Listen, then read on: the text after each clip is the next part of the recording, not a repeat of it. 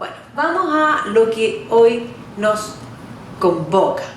La historia de este Reino Unido, que la verdad es que efectivamente, como en el ciclo que vamos a hacer en Santo Domingo, no es la historia de un solo país. Efectivamente, en esta charla en particular nos vamos a centrar desde la mirada de Inglaterra y el Reino Unido constituido desde Inglaterra, pero efectivamente esta misma historia se puede contar de cualquiera de las otras veredas hay cosas en común, por supuesto, pero sí cambian las perspectivas y las visiones. Estas islas, podríamos decir, estas islas que están al final de Europa, pero que son parte de la historia de la Europa occidental, una historia bastante particular y con ciertas diferencias con el resto del mundo continental. Y es una historia muy antigua, porque la verdad es que los mejores vestigios de lo que es el mundo, podríamos decir, de la era de piedra, están en las Islas Británicas. Y uno dice, ¿pero cómo? ¿Pero por qué? Hay todas unas rutas que uno puede hacer visitando todos, digamos, los vestigios monumentales precisamente de esta época de piedra, de esta cultura que es una cultura más bien marítima, que se va a dar desde las Islas Británicas y por el Mar del Norte, pasando en el fondo, dando una vuelta, pero es netamente marítima. Si uno toma el mapa de Europa y lo da vuelta, se da cuenta que es un mundo unitario que usaba los mares como una vía de contacto.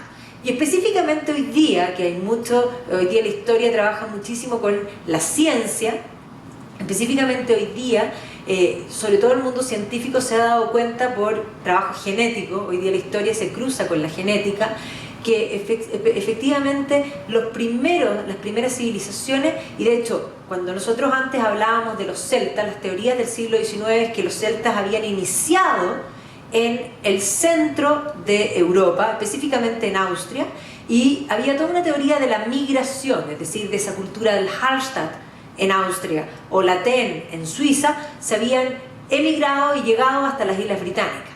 Pero hoy día nos damos cuenta, no solamente por la genética, sino que también por vestigios monumentales, que parece que es al revés. Estuvieron primero en las Islas Británicas y luego de alguna manera se extendieron. Y además genéticamente lo que se ha probado es que el mundo celta no es unitario, porque hoy día en el fondo un galés, por ejemplo, que se dice en celta, un gallego, que también son celtas, un escocés y en el fondo bretón, le sacan sangre y no tienen mucho en común. O sea, no es genético, es cultural. Los celtas es cultural. Entonces, esta cultura que nosotros vamos a llamar primero proto-celta y celta, porque el origen de nuestras islas británicas va a tener un sustrato inicial cultural, por eso insisto que es cultural, celta. Va a iniciar en las islas más remotas, arriba de Escocia, específicamente en las islas Shetland y en las islas Orkney. Y esta cultura, que de hecho aquí esto es Skara Brae, que está en Orkney, es una aldea de la era de piedra que es anterior a las pirámides egipcias. Una cosa impresionante. Yo en uno de los grupos que fuimos a Escocia fuimos a Skara Brae. Y la verdad es que sí, las Orkney son lejos, no hay ni un árbol, o sea, ahí el viento está incorporado y la otitis, como digo yo, es parte del inventario. Y esta gente de la época de piedra era tan inteligente que de hecho ya construyeron sus aldeas digamos, por debajo. Parece la comarca de los hobbits de Shire, ¿ya? Entonces, tenemos este mundo una cultura, podríamos decir, bastante avanzada que va a surgir en este mundo británico y en este mundo lejano, es decir, en las islas más remotas de Escocia, y desde el norte va a bajar hacia el sur. Entonces, nos encontramos primero con tumbas colectivas y después ya con tumbas que son de alguna manera de una sola persona, que muestra el cambio, y efectivamente estas tumbas además nos permiten poder encontrar un montón de vestigios que nos muestran, me refiero a joyería, alfarería y varias cosas que muestran que es una cultura tremendamente sofisticada, mucho más de lo que uno podría llegar a imaginarse. Y todo lo que son las Islas Británicas están llenos de estos hill fort, es decir, estos fuertes que están sobre ciertas colinas, porque esta gente era inteligente, y el lugar alto siempre es el mejor lugar, y lleno de túmulos que son tumbas personales monumentales. Es más, uno va a Irlanda y se encuentra con Newgrange, que es precisamente una cosa inmensa y que uno dice, no puedo creer esto. Entonces, desde túmulos pequeños que tienen en el fondo sus lugares hasta centros religiosos, donde nos empezamos a encontrar con estos círculos de piedra, que nos encontramos ya con círculos de piedra en las Orkney. En las Orkney tenemos el círculo Stannis de Brogar, y que habría sido algo muy sofisticado. O sea, de hecho este es el círculo, y entre el círculo y otro, hay un círculo a cada punta, y entre medio hay como un pequeño corredor terrestre, que a los dos lados parece un puente, pero es un puente natural. Pero esto es lo que piensan que habría sido este lugar monumental, religioso, importante. O sea, las Orkney fueron un lugar tremendamente importante. Y no solo en esas islas que están hacia el Mar del Norte, sino que hacia el Mar de Irlanda, en lo que hoy día nosotros llamamos las Hébridas. En las Hébridas altas, por ejemplo, la Lewis y la Harris, está el círculo de Callanish, donde estuvimos ahora con el otro grupo que fuimos este año, que también muestra que hay una cultura unitaria y que evidentemente termina con Stonehenge. O sea, Stonehenge es 2500 años posterior a los círculos del norte, pero de alguna forma es una cultura que va avanzando hacia el sur. ¿Es anterior a todo lo que se ha descubierto en Anatolia? A ver, es anterior desde ya, los de las Orkney son anterior a, no es anterior a todas las civilizaciones, eso no, pero sí es anterior a las pirámides de Egipto. O sea, estamos hablando de 5000 antes de Cristo. Tendría que ver cuánto es la data de Anatolia, pero sí hay muchas culturas que son anteriores. Pero dentro de lo europeo es relativamente lo más anterior. Las culturas en el fondo hacia el Asia y Egipto, sin duda, Egipto es muy anterior, ¿ya? Pero para el mundo europeo esto es tremendamente temprano, y por eso llama la atención que sea en las Islas Británicas, en Inglaterra, que es como lo más lejano, pero pareciera ser que después de las glaciaciones los deshielos vinieron primero arriba y por eso van bajando. Eso es la explicación que tiene hoy día el mundo científico más que el histórico. Entonces, Stonehenge sin duda es este centro monumental de gran importancia, además está cerca de Londres y por lo tanto es muy visitado, pero efectivamente, aunque es el más impresionante, son piedras que uno las ve de lejos y que no las puede tocar. En cambio, cuando uno va a Callanish, en las Lewis, uno puede sacarse la foto abrazada a la piedra, o sea, ahí no hay ningún problema. Aquí, no solo eso, sino que estos brog que eran de alguna manera construcciones de protección, podríamos decir, muchos hoy día plantean que son como los primeros tipos de castillos. No son comparables con los castillos, pero sí son fortalezas que habrían sido algo así. ¿Ya? Y esto nos encontramos en las Orkney, en las Shetland, en las Lewis y todas estas áreas. Este mundo protocelta además tiene construcciones curiosas. Este es el Huffington Horse, que está en el fondo al sur de Londres y que efectivamente es una cosa similar a lo que nosotros llamamos los dibujos de Nazca, porque claro, uno se para frente y no ve mucho, pero si uno se aleja y lo ve desde arriba, se encuentra con que efectivamente es un caballo. Y bueno, esto es el Hillfort de Old Sarum, porque nosotros sabemos que la primera fundación cultural de lo que va a ser Inglaterra va a estar cerca de Salisbury. O sea, Salisbury es el comienzo de la civilización de lo que se va a convertir posteriormente en Inglaterra, y el primer reino es el antiguo Sarum. Hay una novela que de hecho está aquí en Contrapunto, porque ayer yo fui a ver a Contrapunto para poder recomendarles cosas. No hay muchas cosas en nuestras librerías en Chile, pero sí Rutherford escribió una novela fantástica que se llama Sarum, que es la historia de Inglaterra y que evidentemente se llama así por esto. Esto es lo que yo les decía, una cultura sofisticada. Esto es lo que se ha encontrado en las Islas Británicas, esto es lo que se conoce como el tesoro de Battersea, porque se encontró cerca del parque de Battersea en Londres, y que es muy similar a la cultura de la Ten, pero es de data anterior, y ahí es donde se les rompió la teoría de la migración. ¿Ya? Entonces nos encontramos con este tipo de casco. Este es el único casco con cachos que existe en la historia, porque ningún vikingo tuvo ningún casco con cachos jamás nunca. Eso para que pero sí aquí hay un casco que ha sido más ceremonial que efectivamente de guerra, y unas espadas con unas empuñaduras impresionantes. ¿Por qué les muestro esto? Porque es una cultura sofisticada. Esto que llamamos los celtas, que eran anteriores, los que se autodenominaban Britons, eran una cultura sofisticada. Esto es un torque. Los torques los usaban los celtas en el cuello para mostrar poder, es decir, mientras más poderoso, más grande el torque. Este es un torque de alguien importante, ¿ya? Sin duda importante y lindo. Entonces nos encontramos con una Britania inicial que tiene esta cultura, que tiene estos habitantes que en el sur se autodenominaban Britons. En lo que es Irlanda habitaban los Scots, así que efectivamente lo que llamamos después los escoceses vienen de Irlanda inicialmente, y lo que hoy es Escocia, y de hecho los Scots habitaban no solo Irlanda, sino que las Hébridas, es decir, todo el lado de las islas de lo que hoy es Escocia. Y en lo que es Escocia teníamos un grupo denominado los Pictos, que efectivamente en la historia de pronto desaparecen, y no es que desaparezcan, sino que se mimetizan con los Scots, se mezclan, y como se mezclan de alguna manera surge algo nuevo, que va a ser posteriormente llamado el Reino de Alba, y de ahí del Reino de Alba se va a denominar Escocia. Ahora, esta historia va a comenzar a ser de alguna manera historia, porque nosotros hablamos de historia cuando hay escritura, y por lo tanto la primera historia registrada de este mundo va a aparecer con los romanos. Ya Julio César, después de conquistar la Galia, quiso conquistar Britania, pero no continuó, no le resultó, de alguna forma decidió no seguir, pero finalmente va a ser el emperador Claudio el que sí va a continuar y extender el imperio romano, que era este Mare Nostrum en torno al Mediterráneo, hacia este lugar lejano y remoto que va a ser dentro de Europa el lugar más remoto de lo que era el imperio. Y se va a iniciar la conquista romana de lo que ellos van a llamar Britania, porque efectivamente los habitantes se llamaban Britons, y por lo tanto ellos en latín lo van a llamar Britania, y van a compensar esta conquista y van a empezar a hacer lo que hacen los romanos. Los romanos, ¿qué hacen? Ordenan, fundan ciudades, establecen caminos y van ordenando el territorio en la medida que van avanzando.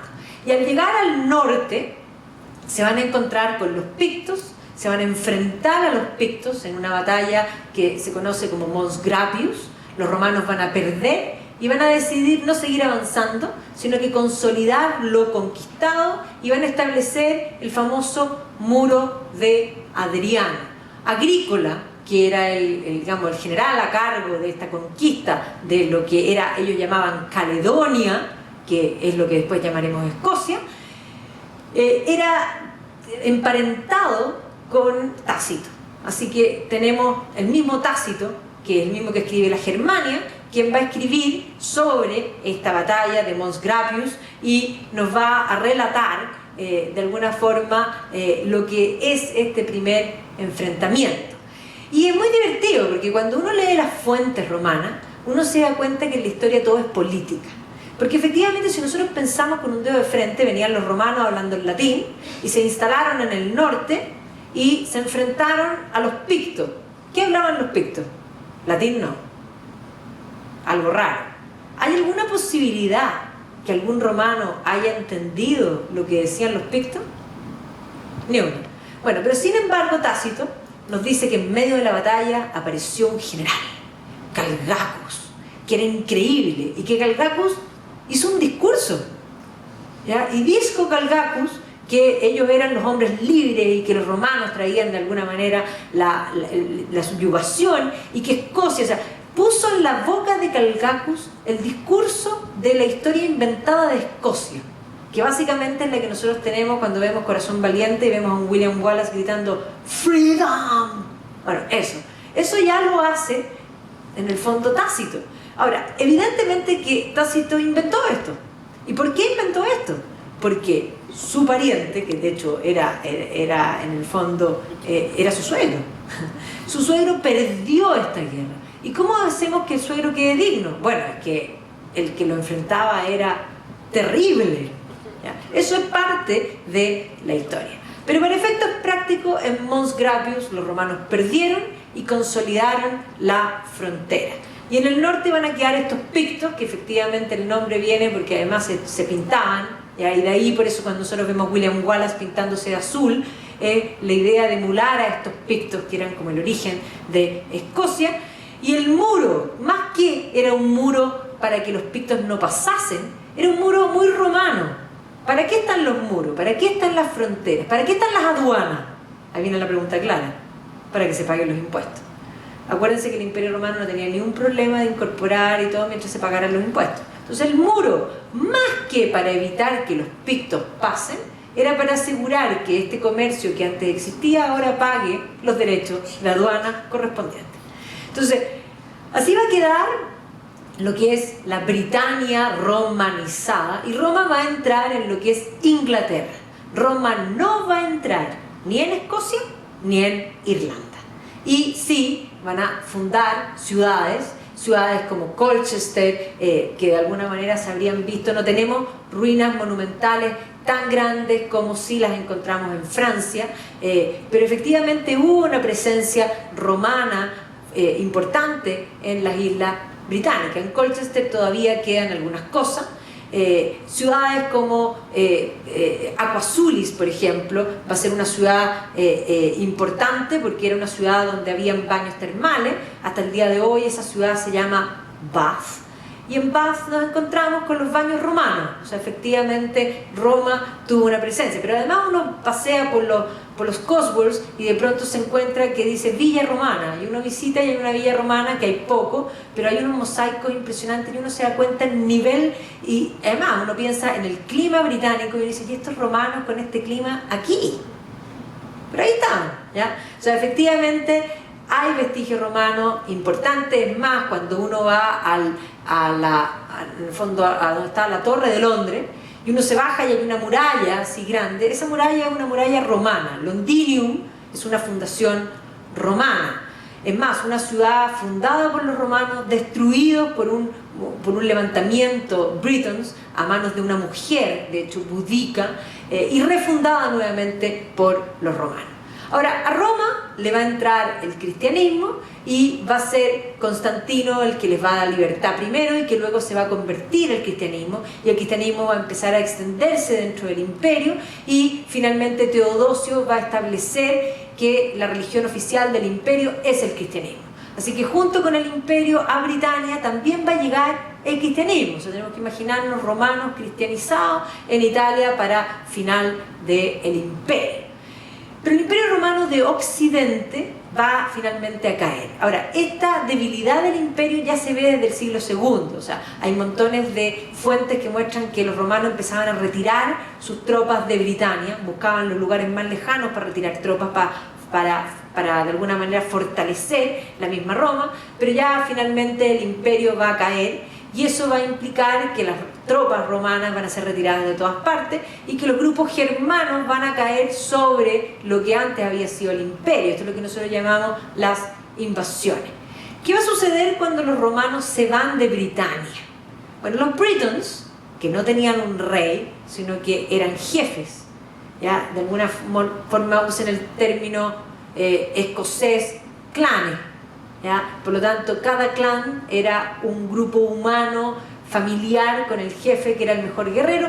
Va a convertirse en este mosaico y van a empezar a pelear entre ellos por, de alguna manera, el dominio. Lo único que los unía era Roma, y ahora sin Roma van a volver a pelear, y van a estar peleando cuando se van a producir las invasiones de tres grupos que son germanos, es decir, vienen de Escandinavia, específicamente vienen desde la península de Jutlandia, que van a ser los anglos, los jutos y los sajones.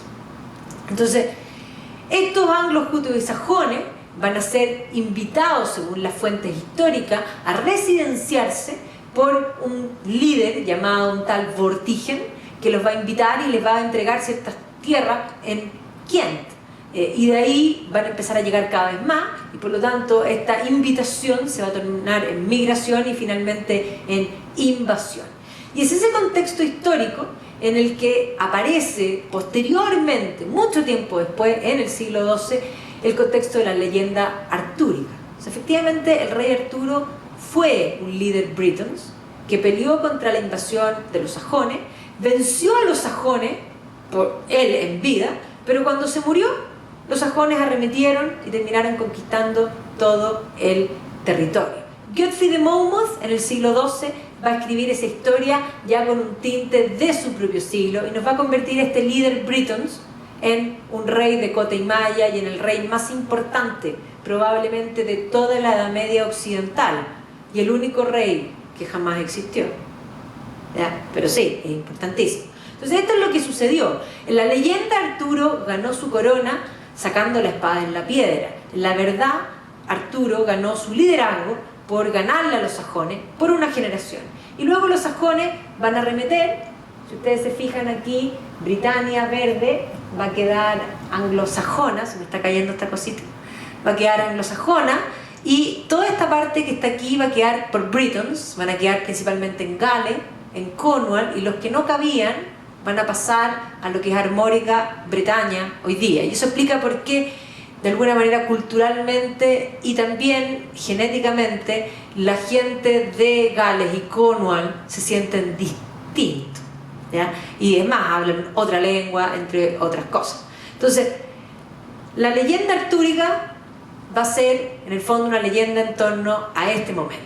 Entonces, los anglosajones se van a instalar y van a empezar a formar poco a poco sus reinos. Los reinos del norte, que primero estaban divididos, van a terminar juntándose y formando los reinos. Un poco para todos los que ven vikingos hoy día, ese es el ambiente de los reinos anglosajones que se va a ir, se va a ir formando. Este mundo anglosajón, que efectivamente era un mundo guerrero, este es el tesoro de Seton Hoo, que está en el British Museum, que es una de las joyas. O sea, la gente siempre va a ver la piedra Rosetta y ven todo lo, en el fondo egipcio, en fin. Lo que hay que hacer es irse al segundo piso y ver el tesoro de Seton Hoo, porque además es una belleza absoluta. Entonces, estos reinos anglosajones que se van a estructurar y se van a asentar, vamos a ver qué reinos importantes van a ser en el norte, Northumbria, Mercia, y el más importante va a ser el reino de Wessex, porque desde el reino de Wessex va a surgir lo que va a ser posteriormente Inglaterra. Son paganos, ¿ya? Ellos no eran cristianos, o sea, van a, en el fondo, entrar sobre Britons que habían sido romanizados, habían sido cristianizados, pero estos que cayeron encima son paganos. Y va a ser desde Irlanda, un lugar no romanizado, donde un Britons que había sido tomado por esclavo primero y había sido llevado a Irlanda, y que luego va a volver a Inglaterra y va a soñar y va a decidir que tiene que volver a Irlanda para convertir Irlanda. Este va a ser San Patricio. Entonces, San Patricio va a convertir al cristianismo a Irlanda no por una vía romana, sino por una vía celta. Y de los seguidores de San Patricio es tremendamente importante San Columbano, porque San Columbano es un seguidor de Patricio que va a irse por el norte, va a ir a las Islas Hébridas del sur de Escocia, se va a instalar en una pequeña isla que se llama Iona, y desde Iona va a convertir al cristianismo a los pictos. O sea, Escocia se va a hacer cristiana por la vía celta de los seguidores de San Patricio.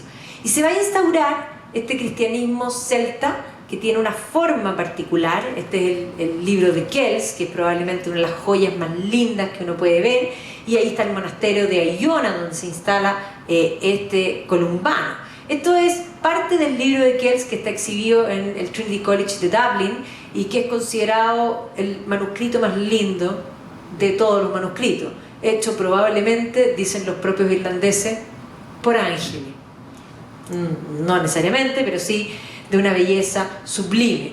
Este cristianismo de las high crosses, o sea, estas cruces que de alguna manera combinan lo celta con lo cristiano, esta idea del círculo con la cruz llena de nudos, es este mundo híbrido de lo que se va a construir del cristianismo celta. Por otro lado, va a llegar el cristianismo también al mundo anglosajón por el sur. Roma va a enviar a San Agustín de Kent, y con eso se van a terminar convirtiendo al cristianismo, y ahí tienen cruces anglosajonas muy lindas también, ¿no es cierto? Por lo tanto, todos estos reinos que antes eran paganos, por la vía 1, en el fondo el norte, la vía irlandesa, y el sur, la vía romana, van a tomar el cristianismo. Entonces nos encontramos con una Europa que al mismo tiempo, en el fondo, la vía celta y la vía, en el fondo, romana, van a entrar también a Francia, y nos encontramos con un Clodoveo, rey de los merovingios, bautizándose. Y por lo tanto, los paganos ahora van a ser cristianos. Y así en el año 800 nos encontramos con Carlomagno coronándose emperador cristiano. El nuevo concepto es la cristiandad. Somos todos cristianos, somos distintos, pero estamos todos en la misma. Y a esta cristiandad ya formada, y específicamente a las Islas Británicas, desde el 793 van a ser amenazados por una siguiente fuerza. Es importante comprender que Inglaterra es una historia de invasiones. O sea, la primera invasión son los romanos, la segunda invasión son los anglos, los jutos y los sajones. La tercera invasión van a ser los vikingos. O sea, los vikingos van a llegar en el 793 y por 200 años van a tener a las Islas Británicas en jaque. En el 793 van a llegar a la abadía de Lindisfarne, van a encontrar que esto es fabuloso, porque además se van a encontrar con abadías en la costa, que además acumulan tesoro, y por lo tanto es re fácil, porque los vikingos son comerciantes. Primero son comerciantes. Sí, son saqueadores, pero saquean lo que pueden comerciar. ¿Y qué buscaban? Buscaban metales preciosos, buscaban personas. Eran esclavistas. Entonces, claro, van a saquear primero Lindisfarne y luego van a continuar por toda Escocia saqueando, y van a seguir, y a tal punto que era tan bueno el negocio en las Islas Británicas que se van a instalar en Irlanda. Dublin, Waterford, Cork, Limerick son fundaciones vikingas. O sea, los vikingos se van a instalar en Irlanda y desde Irlanda van a atacar a las Islas Británicas en forma constante por 200 años. Pero además se van a apoderar del norte de Inglaterra, y la ciudad de York, hoy Yorick, antes, va a ser una ciudad vikinga, ¿ya? Entonces, los vikingos evidentemente genéticamente sí son distintos, y hoy día si uno le hace un ADN a los británicos, uno se encuentra que hay Britons, siempre hay Britons, hay anglosajón, por supuesto, y hay vikingos hasta en los lugares donde los vikingos no estaban. Es más, la Universidad de Oxford hizo un análisis, porque los vikingos se van a instalar en todo esto de Escocia, en las Islas Altas, las Shetland, las Orkney y todas las Hébridas, por supuesto, y en Irlanda también. Pero para que se hagan una idea, nosotros decimos que los escoceses y los irlandeses son colorines. El colorín es un gen vikingo. O sea, todos tienen vikingo. Incluso los de Wessex, que dirían, o la zona de Kent, que dirían, aquí no. Ahí también, o sea, en todas partes de alguna manera van a llegar. Y los vikingos van a saquear incluso la ciudad de París, y finalmente París, después de ser saqueada múltiples veces, el rey de Francia va a negociar con los vikingos, con uno de los vikingos que va a ser Rolf o Rolo, y le va a ofrecer territorios en el norte, el título de duque de Normandía, con tal que los defienda contra el resto de los vikingos. Y por lo tanto, en la historia de no solo Inglaterra, en la historia de Irlanda, en la historia de Escocia, todos esos reyes que detuvieron a los vikingos son, en esta historia mítica, los reyes más importantes. En Escocia, ellos hablan del primer rey de Escocia, aunque Escocia todavía no existía. Pero el rey que ellos presentan como el primer rey fue Kenneth MacAlpin, que detuvo a los vikingos. En Irlanda, el primer rey, el más importante, Brian Boru, que detuvo a los vikingos. Y en Inglaterra, el rey primero de Wessex, más importante, que detuvo a los vikingos, Alfred the Great. O sea, Alfred es grande, primero por detener a los vikingos, y segundo por ser un intelectual de peso que se va a preocupar muchísimo de la escolarización, podríamos decir, a nivel escolástico, no a nivel de colegios. Los colegios no existen hasta finales del siglo XIX, pero entendamos que es en el fondo de masificar la fuente, de llevar por escrito lo que sucede, de tener cronistas que cuenten la historia de Wessex. ¿Ya? Se va a preocupar además de que no sea escrito todo en latín, sino que sea escrito en anglosajón, y por lo tanto que sea posible de que pueda ser leído y más, digamos, masificado, leído en voz alta, para que la gente entienda. ¿Ya? Entonces Alfred es un intelectual, es un guerrero, y es el primero que le va a dar sentido de unidad a lo que es o que va a ser Inglaterra.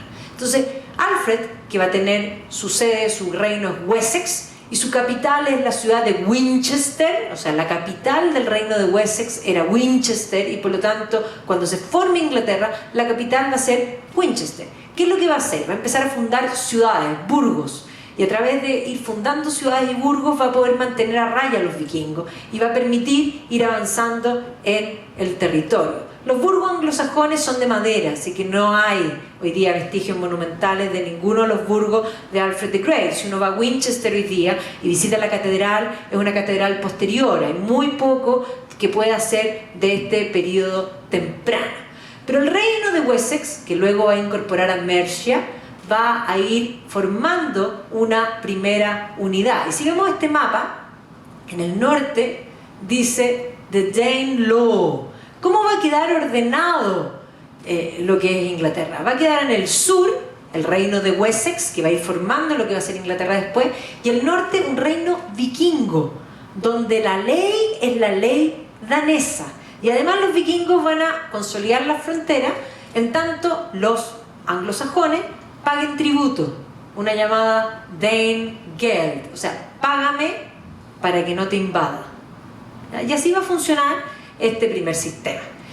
El primer rey que podemos hablar como rey de Inglaterra va a ser Athelstan, ¿ya? Athelstan va por vía de matrimonio a lograr incorporar los reinos del norte. Él se va a casar con la hija del señor vikingo de la zona del norte y por lo tanto él va a ser el primer Rex Anglorum, así lo llaman, o sea, el primer rey ya de lo que se va a denominar Inglaterra. Pero cuando avanza al norte y ya tiene al norte, Athelstan también va a ser el primer rey que dice, bueno, pero yo quiero más al norte. Este va a ser el primero que va a empezar a molestar a los escoceses. Este va a ser el primero que quiere invadir Escocia. Y Escocia, que habían peleado contra los vikingos y que ya no está, en el fondo tenemos al nieto de Kenneth MacAlpin en el trono, y ya podemos hablar de Escocia, que va a ser Constantino I. Constantino I va a ser algo insólito. Había peleado toda la vida contra los vikingos y ahora que lo están invadiendo los ingleses, va a ir donde los vikingos y le va a decir, mira, hemos peleado todo el tiempo, pero me están molestando los del sur. Necesito tu ayuda, aliémonos, hagamos una alianza contra los ingleses y nos dividimos el territorio. Y efectivamente va a haber una alianza escocesa vikinga en contra de los ingleses, pero no va a ganar en esta batalla que es poco conocida, pero que es tremendamente importante, porque si en esta batalla hubiese ganado Escocia con los vikingos, la historia de Inglaterra sería otra, ¿ya? Esta batalla que se llama Brunanburh, los ingleses dicen que ganaron ellos, pero está claro que no ganaron, porque si no habrían ocupado Escocia. Los escoceses dicen que ganaron ellos, pero está claro que tampoco ganaron, porque si no habrían ocupado el sur. Lo único que hace esta batalla es delimitar, establecer que el muro de Adriano sigue siendo el límite. Y por lo tanto, lo que hace esta batalla es determinar que son dos historias distintas. Pero los vikingos seguían siendo un problema todavía.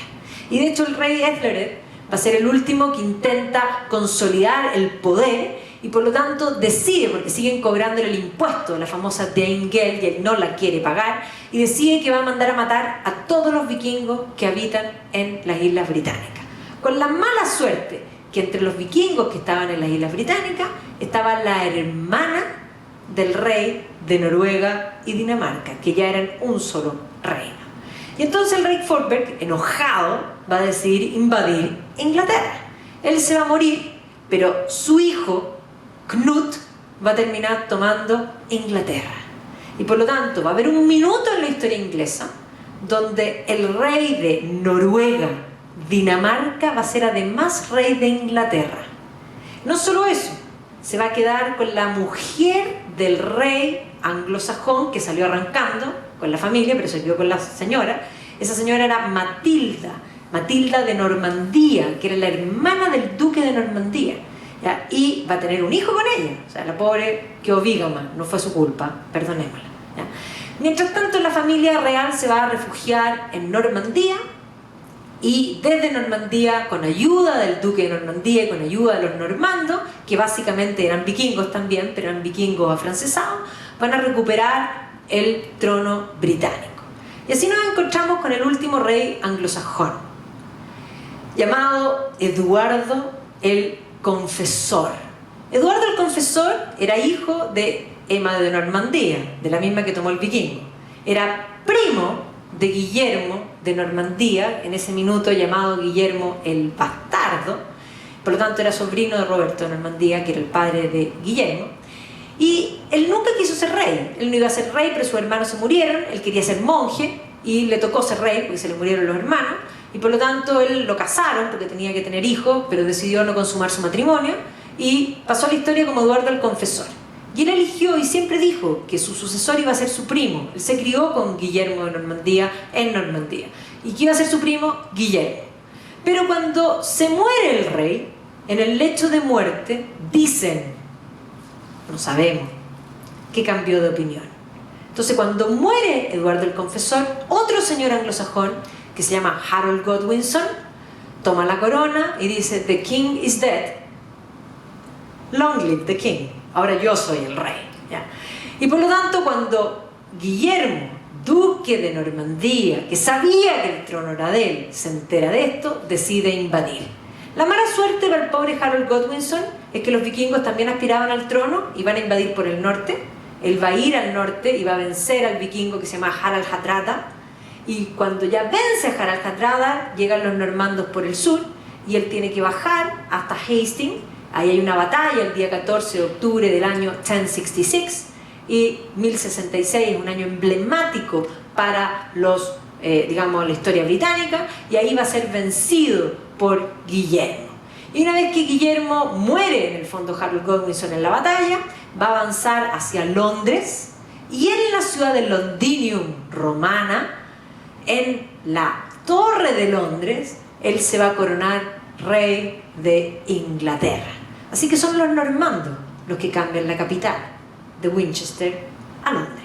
Y se va a iniciar esta conquista normanda. O sea, los normandos son vikingos, o sea, por ningún lado se pudieron salvar de los vikingos, y eso explica por qué el gen vikingo está en todas partes, porque los normandos también eran vikingos, solo que no hablaban nórdico antiguo, hablaban francés. Así que Guillermo el Conquistador hablaba francés y sus sucesores hablaban francés, y en la corte británica se va a hablar francés por largo tiempo. Y de hecho el francés es tremendamente importante, porque del anglosajón, que es bastante similar al alemán, ahora que las series tratan de ser como muy en serio, en el The Last Kingdom, por ejemplo, aparecen a veces los anglosajones en algunos pasajes hablando en anglo-saxon y suena absolutamente alemán. De hecho, yo estuve en un colegio alemán y se entiende, yo lo entiendo, ¿ya? Ahora, ¿el inglés qué es? Bueno, el inglés es la base anglosajona con el francés que va a entrar, y esta mezcla del francés con el anglosajón genera el inglés.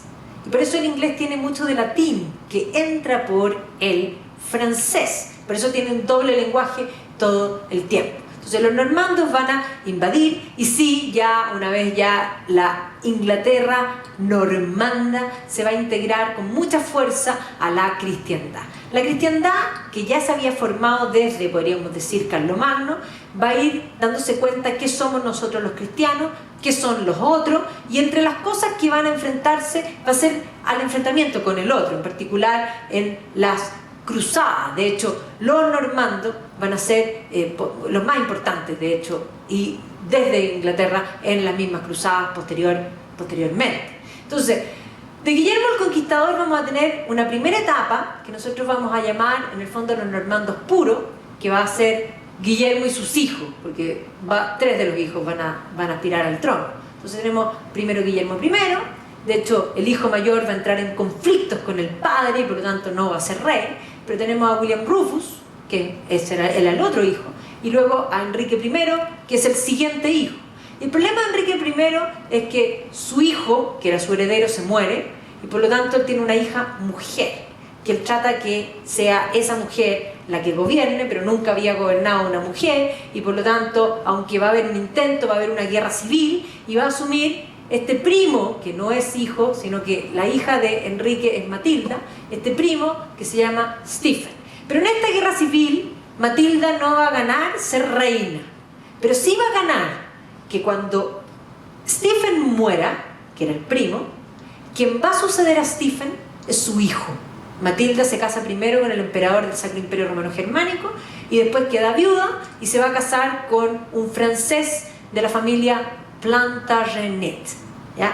Entonces, el hijo de Matilda, Enrique II, inaugura la dinastía de los Plantagenet, pero de alguna manera es la misma dinastía, solo que por vía de Matilda y por el matrimonio cambia el nombre. ¿ya? Entonces, ya vemos que los Plantagenet van a ser tremendamente importantes. El hijo de Matilda es fundamental para la fundación de lo que es Inglaterra propiamente tal, va a ser un rey muy importante. Además dicen que era tremendamente buen mozo. Se va a casar con Eleonor de Aquitania, que había estado casada antes con el rey de Francia, una mujer de Ernesto Mar, que se va a divorciar del rey de Francia.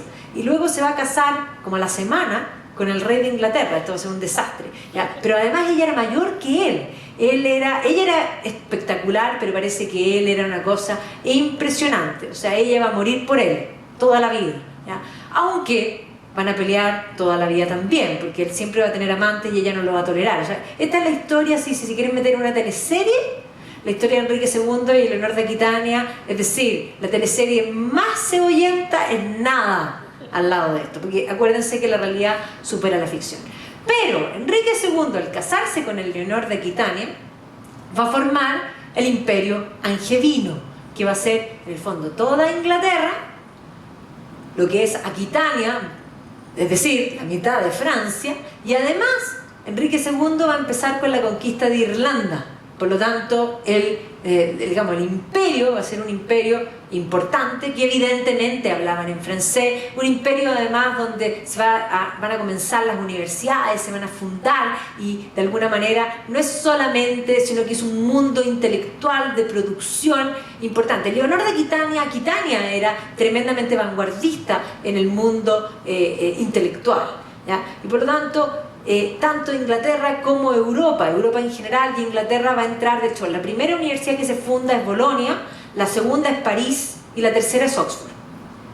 O sea, por eso, y eso se debe a este imperio angevino. Y van a ser los hijos de Leonor, de hecho, Leonor de Aquitania va a ser mujer de 2 reyes y madre de 3 reyes. No es menor el pedigrí, ¿ya? Ahora, el hijo mayor es de Young King, que en realidad no cuenta, pero luego su favorito va a convertirse en rey de Inglaterra, Ricardo Corazón de León, y Ricardo Corazón de León va a ser clave en las cruzadas siguientes, específicamente en la en el fondo segunda cruzada y tercera cruzada. Tenemos a Ricardo Corazón de León peleando. Y mientras Ricardo Corazón de León se va a las cruzadas, el otro hijo de Leonor con Enrique, Juan Sin Tierra, va a quedar gobernando. Juan no va a ser un buen rey, pero aquí hay algo súper importante para la historia británica, que es que Juan, que estaba con el reino quebrado, estaban peleando las cruzadas, es decir, además al hermano lo van a tomar preso, que va a ser en el fondo Ricardo Corazón de León, la madre va a juntar una suma millonaria para cobrar en el fondo el rescate, el reino está quebrado. Y lo que va a tratar de hacer Juan Sin Tierra es subir los impuestos. Se le va a provocar una rebelión de los señores en el norte, incluido el rey de Escocia, que veía una oportunidad de sumarse a los señores del norte, derrocar al rey de Inglaterra y apoderarse de todos los territorios. Pero los señores del norte van a enfrentar a Juan Sin Tierra y lo van a hacer firmar un documento insólito para la historia de Europa en general, pero que va a determinar la diferencia de Inglaterra para el resto de la historia. Este documento, que se conoce como la Carta Magna, que sigue siendo el único documento escrito en la Constitución, podríamos decir, británica hasta el día de hoy, firmado en 1215, y los británicos dirían: las personas civilizadas no cambian la Constitución. Desde 1215 a hoy, lo que ellos tienen por escrito es suficiente, es una plana. Ahora, ¿qué dice eso? Que nadie puede ser despojado de sus bienes, tomado prisionero sin un juicio justo, que nadie está por debajo de la ley, ni siquiera el rey. El rey no puede subir los impuestos arbitrariamente, el rey no puede despojar a sus súbditos de sus bienes, ni los puede tomar prisioneros. Por lo tanto, esa idea de temperar el poder del rey es algo muy propio británico. Esa idea de que el individuo es más importante que el Estado es algo que va a surgir acá. Alexander II, que era el rey de Escocia, va a tratar de aprovecharse de esto, incluso va a llegar con ejércitos hasta Dover, pero luego, de hecho, va a firmar la primera Carta Magna él, pero luego se muere Juan Sin Tierra. Y por lo tanto, su intento de apoderarse de todo queda en nada, porque el resto de los señores de alguna manera va a apoyar al hijo de Juan Sin Tierra, y por lo tanto se le va a olvidar, no va a poder hacer lo que quería hacer. Ahí está la Carta Magna, 1215, que es un momento emblemático en la historia británica. Don Plantagenet posterior, no me voy a detener en cada uno de ellos, pero sí me voy a detener en Eduardo I, van a ser reyes importantes que van a seguir haciendo crecer los territorios. Eduardo I va a ser uno de los reyes más fuertes, más hábiles, más sanguinarios también, más complejos en muchos de los sentidos, británicos. Él va a arremeter la conquista contra Gales, va a subyugar a Gales, es más, va a usurpar y va a tomar en Caernarfon y va a establecer que el título del príncipe de Gales se lo va a entregar a su hijo, y por eso de ahí en adelante el hijo del rey es el príncipe de Gales y va a ser coronado en el castillo de Caernarfon.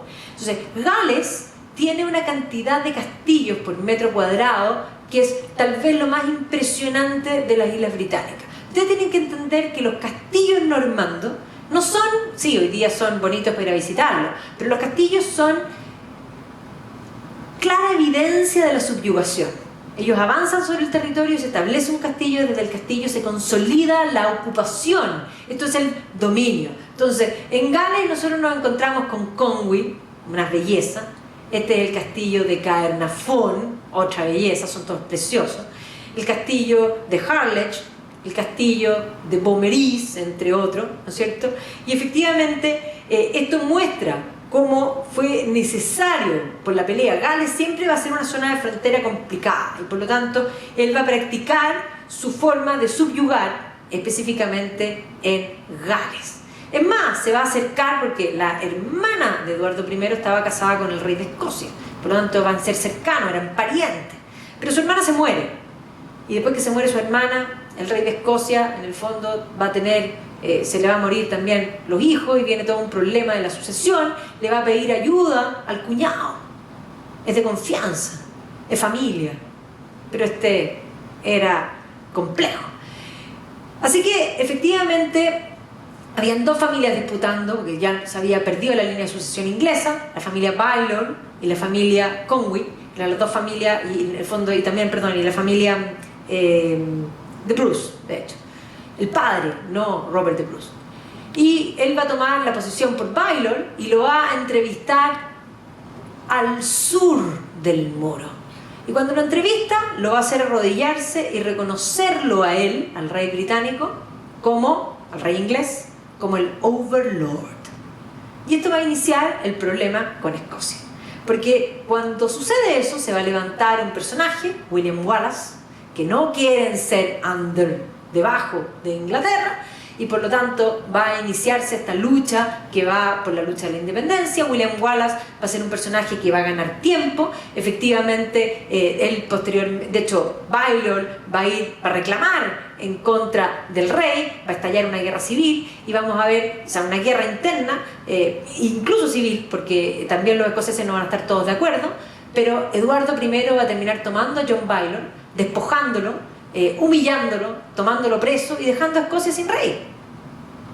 Y entonces los escoceses, de la mano de Dan Scotto, así termina el pobre William Wallace descuartizado porque lo van a tomar preso, le van a desmembrar y van a mandar un pedazo a cada parte. Dan Scotto va a decir que cuando el rey ya no está, el pueblo puede elegir un nuevo rey. Y entonces los obispos van a nombrar a Robert de Bruce como el siguiente rey. ¿Ya? Así que así va a subir Robert de Bruce, que va a tener que pelear porque el verdadero líder de la independencia escocesa es Robert de Bruce, no es William Wallace. ¿Ya? De hecho ahora hay una película en Netflix de Robert de Bruce y que efectivamente Robert de Bruce peleó largo tiempo. William Wallace duró al principio y sí, hizo que ganarse tiempo para esta determinación, pero efectivamente Robert de Bruce va a lograr finalmente imponerse sobre los ingleses. Va a tener la suerte que Eduardo I se muere. Eduardo I no solo va a despojar a Escocia, se va a nombrar el jefe de Escocia, va a sacar la piedra del destino, que era la piedra donde se coronaban los reyes de Escocia, y se la va a llevar a Inglaterra y la va a poner debajo del trono británico. Y no solo eso, sino que va a pasar a la historia como el martillo de los escoceses. Pero cuando él se muere, el hijo no era lo mismo. Y a Robert de Bruce finalmente se va a imponer sobre el hijo. Y esta es la independencia, digamos, de Escocia, donde el hijo de Eduardo I reconoce que Escocia es libre y es independiente, digamos, de Inglaterra. Pero esa independencia le va a durar hasta los Tudors. ¿Ya? No, el problema va a ser permanente y constante. El siglo XIV, Inglaterra va a entrar en la Guerra de los 100 años, va a tener el problema de la Guerra de las Dos Rosas. La Guerra de las Dos Rosas es porque, de alguna manera, la línea directa de los Plantagenet se quiebra y van a haber dos familias, los York y los Lancaster, que se van a ir, en el fondo, turnando, podríamos decir, el trono, o más bien, peleando el trono. ¿Ya? Ahora, la Guerra de las Dos Rosas van a ser, de alguna manera, escaramuzas que se van a ir dando. Hay más escaramuzas que guerra real. Hay algunas batallas tremendas, pero en general es un periodo de paz, más que de guerra. Pero sí hay un conflicto entre estas dos casas por quién debe gobernar. Y hay una serie de, digamos, de cosas complejas, de usurpaciones que se van a producir. Y esto se va a mantener hasta que finalmente el último, y vuelvo atrás, York, que era en el fondo Ricardo III, que va a pasar a la historia como el malo. Y hoy día la gran pregunta es, ¿era Ricardo III realmente malo? Según Shakespeare, sí. Según Shakespeare, además, era jorobado, era malo hasta físicamente. Pero va a ser usurpado por Enrique VII. Enrique VII venía de la línea de los Lancaster, sí, pero de una línea dudosa. Por el lado de la madre tenía algún pedigrí, pero la madre había tenido un romance con un sirviente de palacio. Por lo tanto, el pedigrí de Enrique VII no solo era dudoso, sino que era último. Y sí, va a ganar en la batalla de Bosworth, va a matar a Ricardo III, y efectivamente él tiene que ponerse ropa, y por lo tanto los Tudors van a hacer todo un montaje para mostrar que ellos son los verdaderos reyes y no los usurpadores, ¿ya? Y por eso mismo van a construir toda una historia que muestre que digamos, Ricardo III era lo peor. Hoy día la historiografía lo ha replanteado cuál era el malo, ¿ya? Es más, hay todo un tema de que Ricardo III habría asesinado a sus propios sobrinos, ¿ya? El que mató a los niños de la torre. La verdad es que hoy día se piensa que lo más probable es que los niños de la torre no fueron muertos por el tío, sino que por el usurpador, que ya había muerto al tío. Pero si esos niños estaban vivos, él no era el rey. ¿A quién le convenía más matar a los niños? ¿A Enrique VII o a Ricardo III? Probablemente a Enrique VII. Pero Enrique VII, que va a llenar todo con rosas, la rosa Tudor que va a estar en forma permanente, se va a preocupar de casar a sus hijos muy bien y le va a tocar vivir en la época de la Reforma. Es decir, Europa entera se había fragmentado, tenemos por un lado a Lutero, a Calvino, dividiendo este mundo, y Enrique VIII, que si bien él va a ser el que va a iniciar la Reforma, él va a morir y va a vivir como un católico. Él de hecho antes va a hacer la defensa a los 7 sacramentos, va a ganarse el título de defensor de la fe, y la razón por la que él hace la Reforma es una razón muy distinta, es una razón personal. Simplemente quería divorciarse. Y la Iglesia Católica no le daba el divorcio y por lo tanto necesitaba el divorcio, pero él se va a nombrar cabeza de la Iglesia, va a nombrar a Cranmer como el arzobispo y él le va a dar el divorcio, pero él va a vivir como un católico, él sigue creyendo en la Virgen, en los santos, en los 7 sacramentos, en fin. Pero en sus consejeros, ya en el fondo Thomas Cromwell era un reformado. Y sí, sus hijos. Enrique VIII se va a casar 6 veces, va a tener 3 hijos. Una hija con Catalina de Aragón, hija de los reyes católicos, católica. Una hija con Ana Bolena, que fue su capricho, ¿no es cierto?, y la razón de la división, que va a ser Elizabeth I. Y una hija un hijo con su tercera mujer, que es Jane Seymour, que va a ser Eduardo. Ahora, Jane Seymour era presbiteriana, es decir, calvinista. La familia Seymour es calvinista. Por lo tanto, con Eduardo inicia la reforma religiosa. La reforma inglesa es primero cortar con Roma y luego, sí, los cambios religiosos, específicamente puritanos. Pero Eduardo muere joven y por lo tanto asume la hija católica que trata de volver atrás todas las reformas. Y por eso pasa la historia escrita por los ingleses como Bloody Mary. Pero Bloody Mary muere joven. Es más, pensaba que estaba embarazada, pero en realidad no estaba embarazada y parece que tenía un tumor. Finalmente muere y asume la hija de Ana Bolena, Elizabeth I. Y Elizabeth se va a representar a sí misma como Gloriana. Ella va a decir que ella es the Virgin Queen, ella está casada con Inglaterra. Pongo mis dudas de su virginidad, pero en fin. Y aquí se representa como Gloriana, ella es una cosa admirable en sí misma. Y aquí vemos a la famosa Invencible Armada. Isabel I es la que le va a cambiar absolutamente el tono y la forma a Inglaterra. Es cierto que ella va a pelear contra los católicos, aquí dice la lucha contra los Bloody Puppies, porque hoy día nosotros sabemos que si bien María fue sanguinaria contra los reformados, Isabel fue más sanguinaria contra los católicos. Así que aquí es un periodo de intolerancia absoluta y total. Es un periodo de esplendor, es el periodo de Shakespeare, es el periodo llamado Elizabethan, es decir, este Londres que va a crecer. ¿Y que va a crecer por qué? Eso es lo que quiero tratar de explicar. Ella va a entrar en un conflicto principalmente con España, que era el bastión del catolicismo. Y va a entrar en un conflicto directo cuando finalmente ella mata a su sucesora, que complotaba contra ella, que era la reina de Escocia, María Estuardo, que era católica. Los católicos querían sacar a Isabel y poner a María. Y por lo tanto, sí, había un complot. Y lo católico y lo político se mezclaban. Obviamente que los católicos, es más, el Papa había puesto precio a la cabeza de la reina hereje, tal y cual. Por eso España manda a la Invencible Armada y ella derrota a la Invencible Armada. Y luego España va a iniciar un conflicto comercial. Dice, bien, me ganaron la guerra. Bueno, los ingleses son comerciantes, les voy a cerrar los puertos de Amberes. Amberes era el principal puerto de Europa y era español. Y cuando España le cierra Amberes, Isabel, que era de armas tomar, dice, me cerró Amberes, muy bien, no importa, yo voy a abrir nuevos puertos, voy a abrir nuevas rutas comerciales. Y funda una serie de compañías comerciales. La Compañía de las Indias Orientales, la Compañía de las Indias Occidentales, que tenían que comerciar con América, pero América tenía monopolio español. ¿Y ella qué hacía? Les daba patente de corso, piratas elegantes, autorizados por el gobierno, para ir a comerciar y abrir a cañonazos, Sir Francis Drake, el puerto de Valparaíso. O sea, el comercio desde la era isabelina va a llenar de esplendor y de plata y de dinero y va a cambiar el pelo de Inglaterra. O sea, Inglaterra no solamente la Compañía de las Indias Orientales, que después más adelante se va a apoderar de la propia India, la Compañía de las Indias Occidentales, la Compañía del Levante, la Compañía del Mar Blanco, una serie de compañías y de comercio. El comercio va a convertir a Inglaterra en una potencia. Inglaterra, que era un país menor dentro del espectro europeo, va a pasar a ser un país importante. El problema de Isabel, que va a construir todo esto, sí, fantástico, es que no tenía heredero.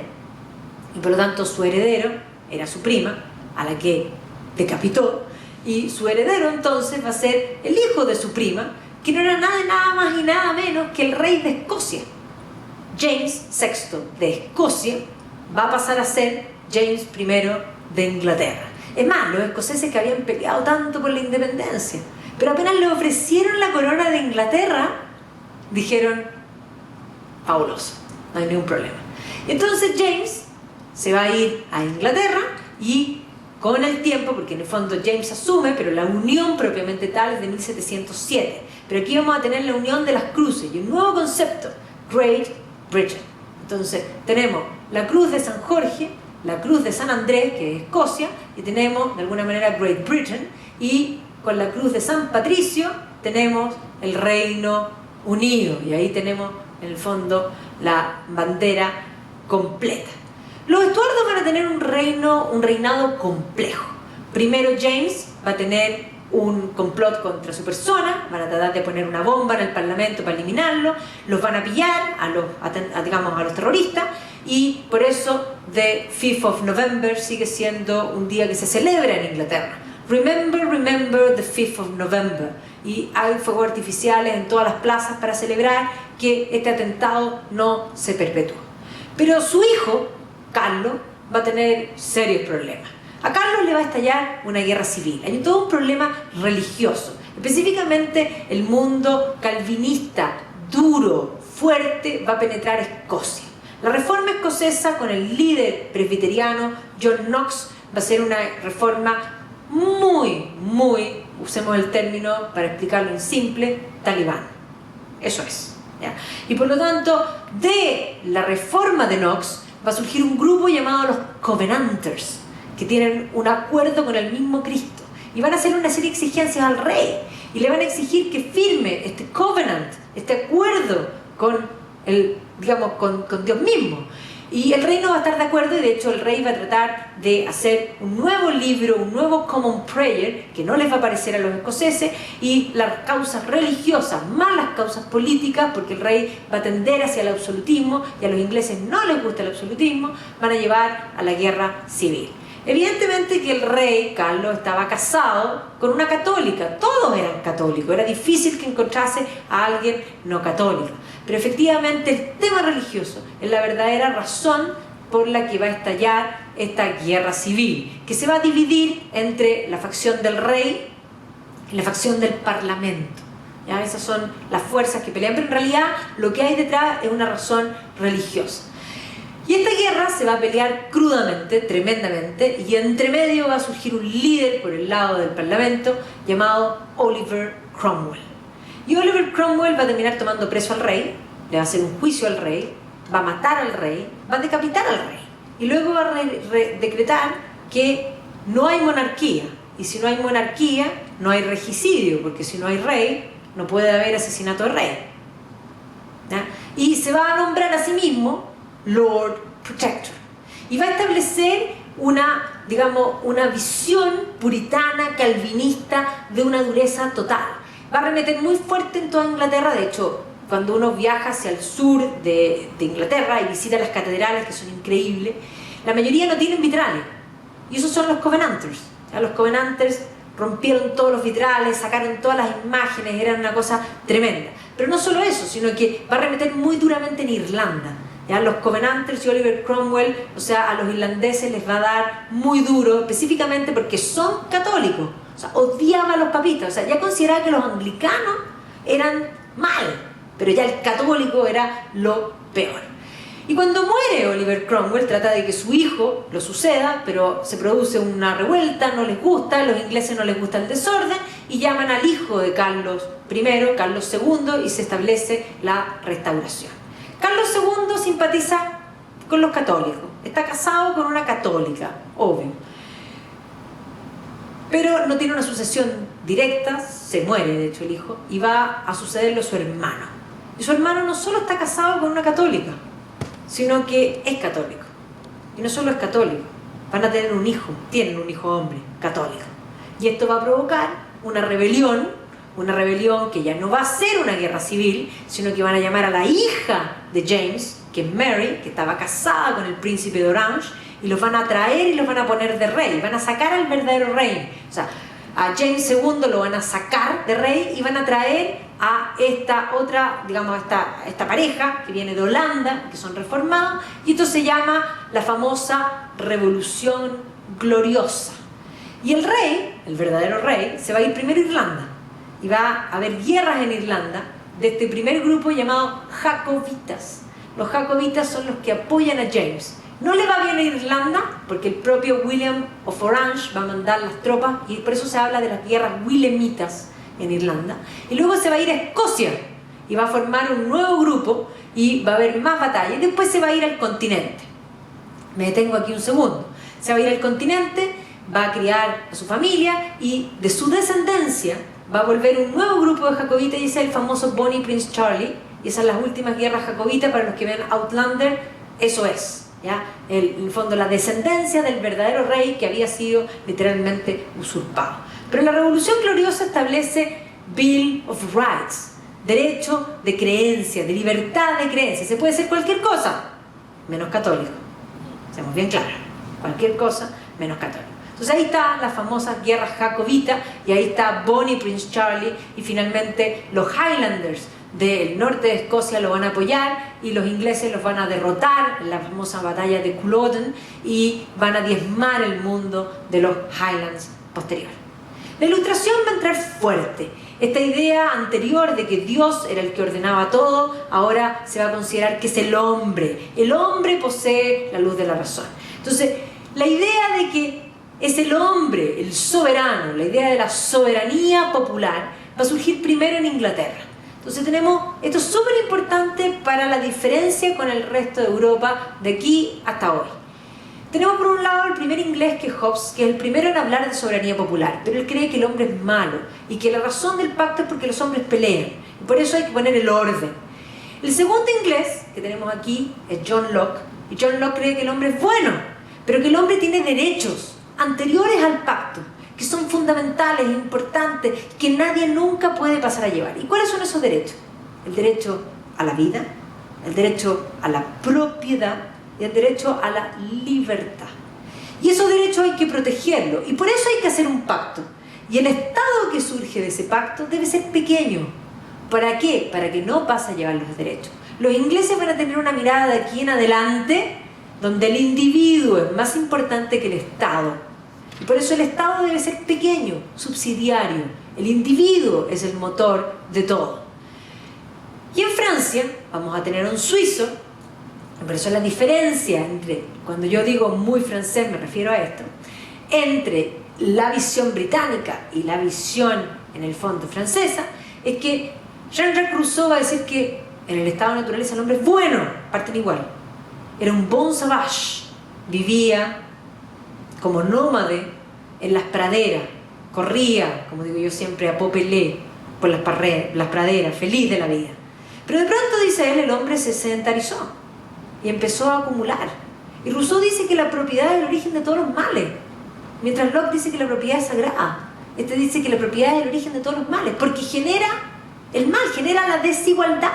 ¿Y qué hay que hacer? Hay que hacer un pacto para devolver la bondad perdida, y la bondad se pierde por las diferencias. Entonces tiene que surgir un Estado grande que es el único que puede devolver la bondad, es el único que puede redistribuir.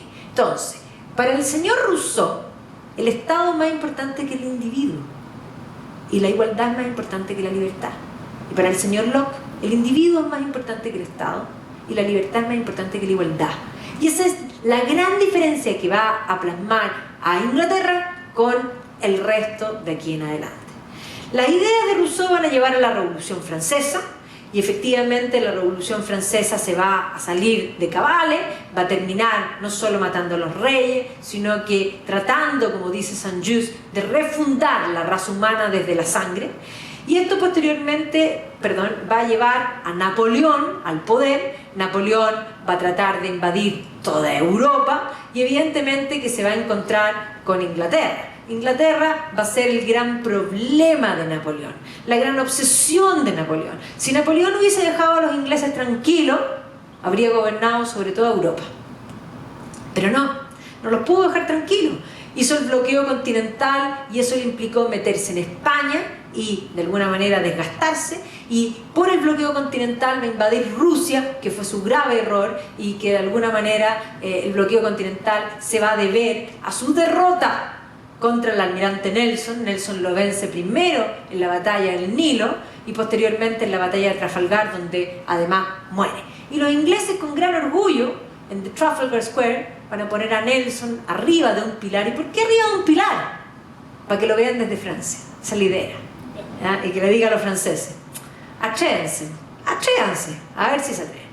El romanticismo va a entrar muy fuerte, sobre todo como reacción al racionalismo, desde Alemania, y posteriormente se va a exportar y va a entrar muy fuerte también en Inglaterra.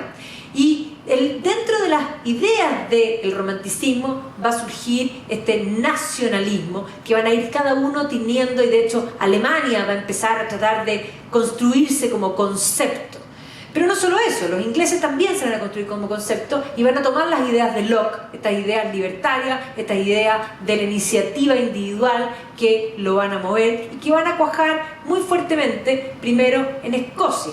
¿Ya? De hecho, en Escocia vamos a tener un grupo de ilustrados escoceses fundamentales, entre ellos David Hume, y de hecho es el comercio el que va a hacer de Escocia una potencia. Los escoceses se van a meter en el comercio fuertemente. Los tobacco lords de Glasgow van a convertir a Escocia en una cosa muy distinta, y va a haber un movimiento intelectual importante en las dos universidades, Glasgow y Edimburgo, donde van a salir personajes como Adam Smith, David Hume, que de alguna forma van a complementar desde la parte económica las ideas, podríamos decir, libertarias de Locke. Dentro de la Ilustración escocesa, además, tenemos también a James Watts, o sea, la revolución industrial con la aplicación del motor en el fondo, digamos, de vapor a la industria de los transportes, va a iniciar en Escocia. Los escoceses tienen una serie de libros que dice, en el fondo, How Scotland Invented the World, obvio, ¿ya? Pero sí, ahora cuando uno ve cualquier mercado, cualquiera de las cosas, siempre hay un escocés detrás. Incluso ahora yo estoy haciendo un libro chileno sobre el comercio, y efectivamente en los inicios del comercio moderno en Chile, las casas de Valparaíso, dice británico, es que eran británicos, sí, pero eran escoceses. Los escoceses, siempre hay un escocés detrás, es impresionante. El mayor producto de Escocia de exportación son personas. Hay más escoceses fuera de Escocia que en Escocia. En Escocia hay 5 millones, pero afuera en el mundo hay una cantidad importante. Les aseguro que aquí hay muchos descendientes de escoceses. Hasta yo tengo sangre escocesa, la abuela de mi papá. Pero bueno, entonces inicia la revolución industrial. La revolución industrial implica un cambio radical de la producción a mano. ¿Cuánto se podía producir a mano? ¿Cuánto tenía la gente? Todos tenían poco. Es cierto que antes de la revolución industrial el mundo era muy igual. Toda la razón, era muy igual. Eran todos pobres. Todos endémicamente pobres. Pero cuando inicia la revolución industrial es cierto, se va a generar la brecha, pero de alguna manera van a empezar a ver y van a empezar también a subir, ¿ya? Pero va a haber un proceso, va a haber un momento muy malo, por supuesto, porque nadie estaba preparado para el cambio de la revolución industrial. Esta capacidad de producir cantidades como nunca antes, jamás en la historia, y no solo cantidades, sino que además bajan los precios, porque piensen lo que es producir a mano. ¿Cuánto costaba un vestido? El vestido implicaba hilar, telar, para tener la tela, y después fabricar la ropa. ¿Cuántas horas hombres tenía una prenda de ropa? Muchísimas. Entonces, efectivamente la aplicación del motor, digamos, primero a vapor y posteriormente a combustión o eléctrico, va a cambiar la historia. Va a cortar la distancia, va a convertir lo que era lejos en algo cercano. Sin duda el ferrocarril va a ser esencial, y quien va a llevar la batuta de la revolución industrial, y por eso me detengo aquí, va a ser Inglaterra. Entonces, Stephenson va a iniciar con esta locomotora que va a funcionar, y Inglaterra se va a llenar de líneas férreas, y por lo tanto, no solo el comercio ahora a través de lo marítimo, sino que el comercio a través de lo terrestre ahora va a ser efectivo, porque efectivamente va a ser posible enviar por ferrocarril, digamos, los productos a tiempo. El ferrocarril es el protagonista del comienzo del siglo XIX. Y durante la primera mitad del siglo XIX, Inglaterra se va a transformar de ser una comarca o the Shire, donde era en las colinas verdes suaves, ¿no es cierto?, el campo, a un norte industrial, esto es Manchestershire, donde todavía se ve esas colinas verdes, pero se ven estas chimeneas humeantes que muestran el cambio. Y no solo eso, los franceses, que tienen un estado grande, también van a ir detrásito con la revolución industrial, y Napoleón III va a empezar a embellecer París y va a empezar a hacer avenidas importantes, va a ordenar, el Estado tiene un poder, pero en Inglaterra el Estado no tiene ese poder, el individuo es más importante. Entonces no podían confiscar las tierras, y no podían hacer las grandes avenidas, y no podían hacer este sistema de transportes públicos como los franceses. Pero al inglés se le ocurre una idea. Uno dice, bueno, pero si no podemos hacerlo por arriba, hagámoslo por abajo. Todos miraron y dijeron, ¡qué locura! Por abajo. Pero las ideas son locas hasta que dejan de serlo. Y así, en 1863, se inaugura el primer metro, el Tube de Londres. 1863. Y no era eléctrico, era carbón. Cuando uno va a Londres, la District Line, que es la línea verde, es la línea más antigua, que no es muy por debajo. De hecho es bastante superficial y tiene en el fondo respiradero, por lo mismo, porque era carbón. La segunda línea es la Circle Line. Esas dos alcanzan a ser a carbón en ciertos tramos. De hecho hay tramos comunes. Y después ya es eléctrico, y ahí uno se da cuenta cómo las líneas bajan. Pero hay que entender que para finales del siglo XIX el metro de Londres ya era una araña importante, y comienzo del siglo XX, si pensamos en la Segunda Guerra Mundial, era una araña fundamental. Esta es la llamada era victoriana, Victoria va a asumir la década de 1830 y va a gobernar hasta 1901. Es cierto que estos cambios van a ser fantásticos en muchos aspectos, pero también terribles en otros. Las ideas de Malthus de que la población estaba creciendo en forma indiscriminada y que nos íbamos a morir de hambre, va a hacer que la filosofía utilitarista, es decir, el mayor bien para la mayor cantidad, sea lo que prime en la Inglaterra victoriana. Este mundo que va a tener wealthy and poor, este cuadro es clarísimo, un mundo donde efectivamente ya no hay una igualdad, sino que se van a generar estas grandes desigualdades. 1848 es un año convulso en Alemania, en Francia, de hecho en todas partes, ¿ya? En Francia vamos a 1830, son la primera oleada de revoluciones burguesas, y 1848 es la segunda oleada de revoluciones burguesas, que piden cosas, que piden cambios, que piden mayor participación política. Pero en Inglaterra también va a haber un movimiento que pide de alguna manera cierta legislación también social. Inglaterra va pionera en la revolución industrial. El movimiento cartista pide voto secreto, pide una serie de cosas políticas, pero además pide 8 horas de trabajo, 8 horas de descanso y 8 horas de recreation o leisure.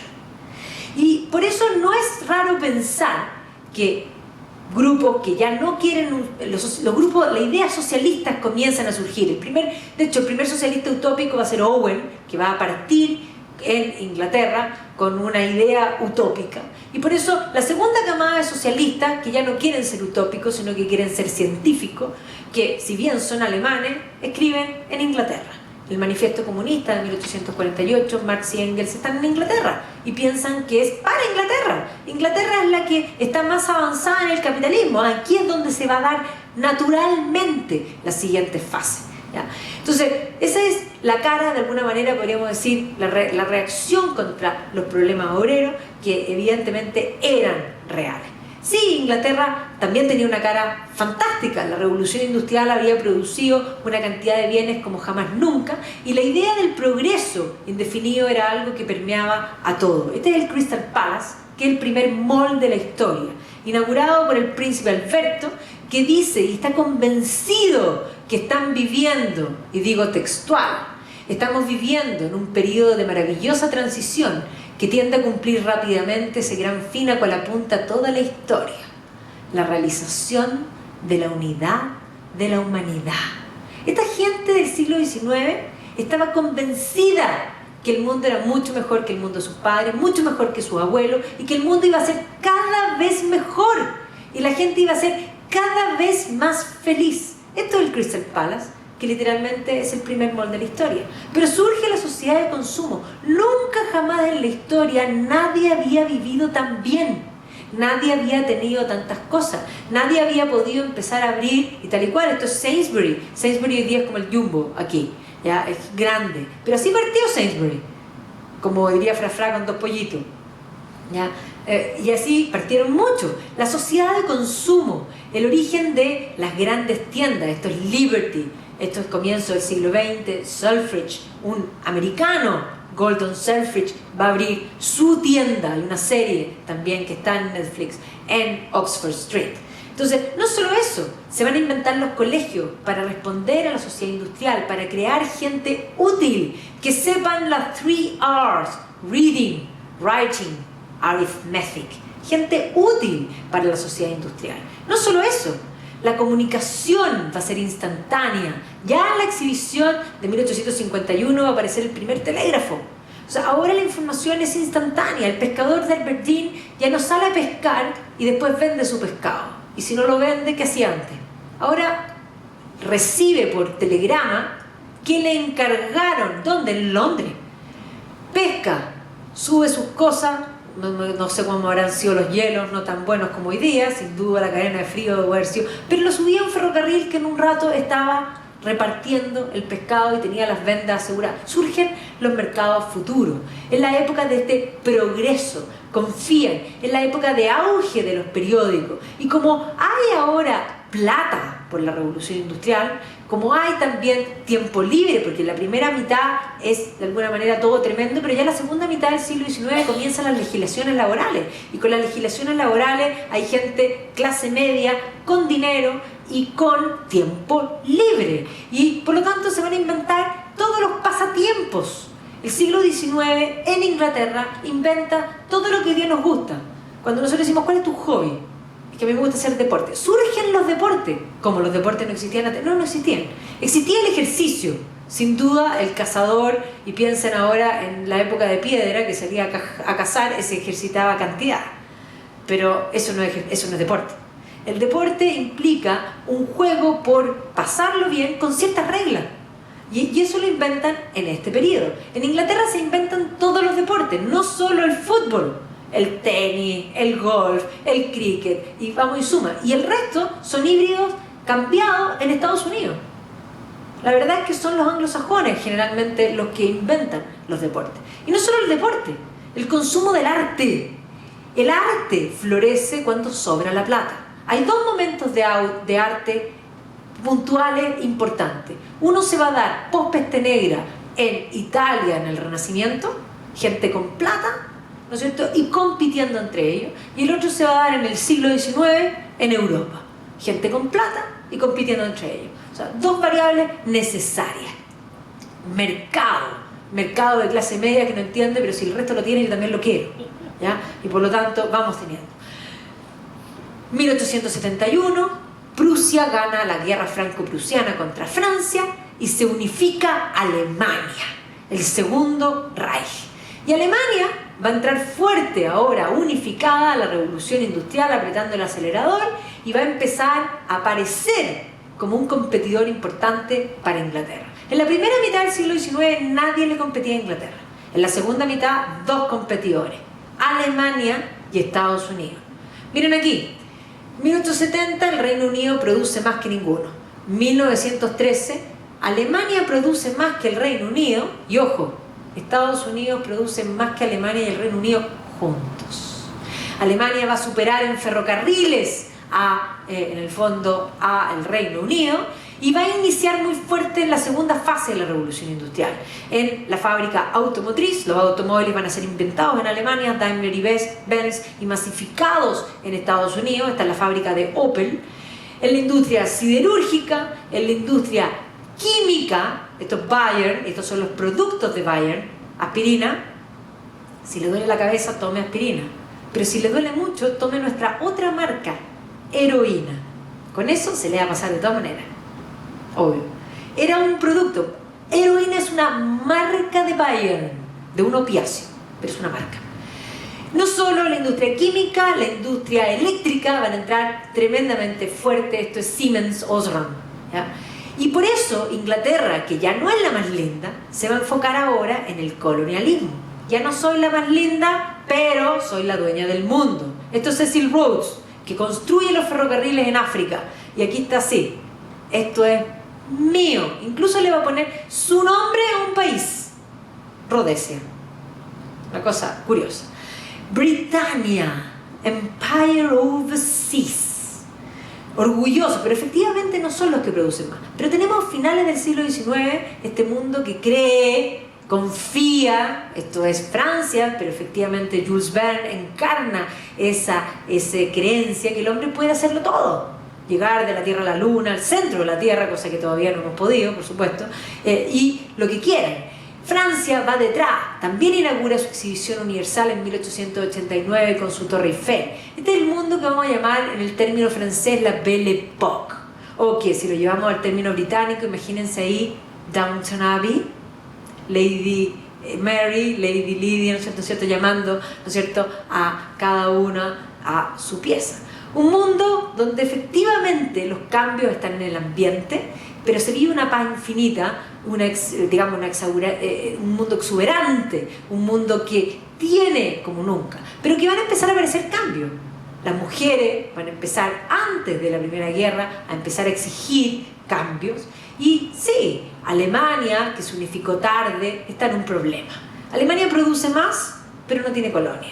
Ya Bismarck intenta tomar algunas colonias y no consigue la suficiente, y luego el Kaiser Guillermo II quiere colonia, sí o sí, y para conseguir cambiar los mapas se necesita guerra. Así el mundo va a caer, y el Reino Unido también, en la Primera Guerra Mundial.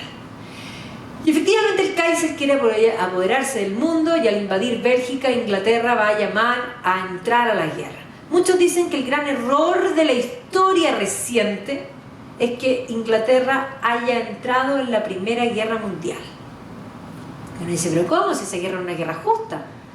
A ver, sí, porque historiadores hoy día han planteado, estamos a los 100 años de la guerra, muchos están planteando la siguiente hipótesis, que no es menor, es que si Inglaterra no hubiese entrado en la guerra, la Primera Guerra habría sido una guerra corta, como el Kaiser pensaba. Habría ganado Alemania, se habría unificado Europa bajo las reglas de Alemania.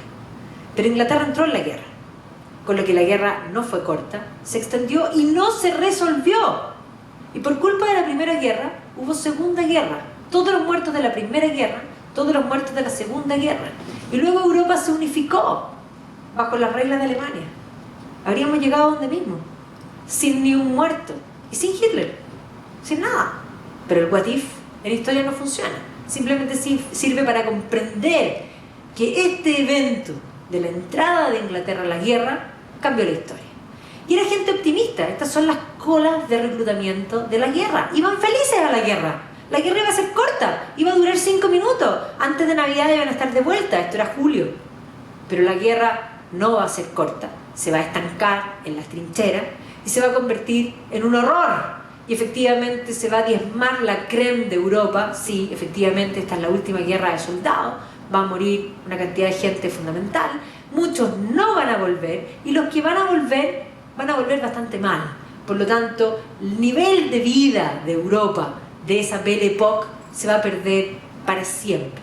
Además, durante la guerra se va a producir la Revolución Rusa, lo que va a traer un nuevo problema para Europa. Va a ser que el socialismo finalmente ha logrado un gobierno establecido y desde lo que es ahora la Unión Soviética va a pretender también conseguir otros lugares, sobre todo después de la guerra.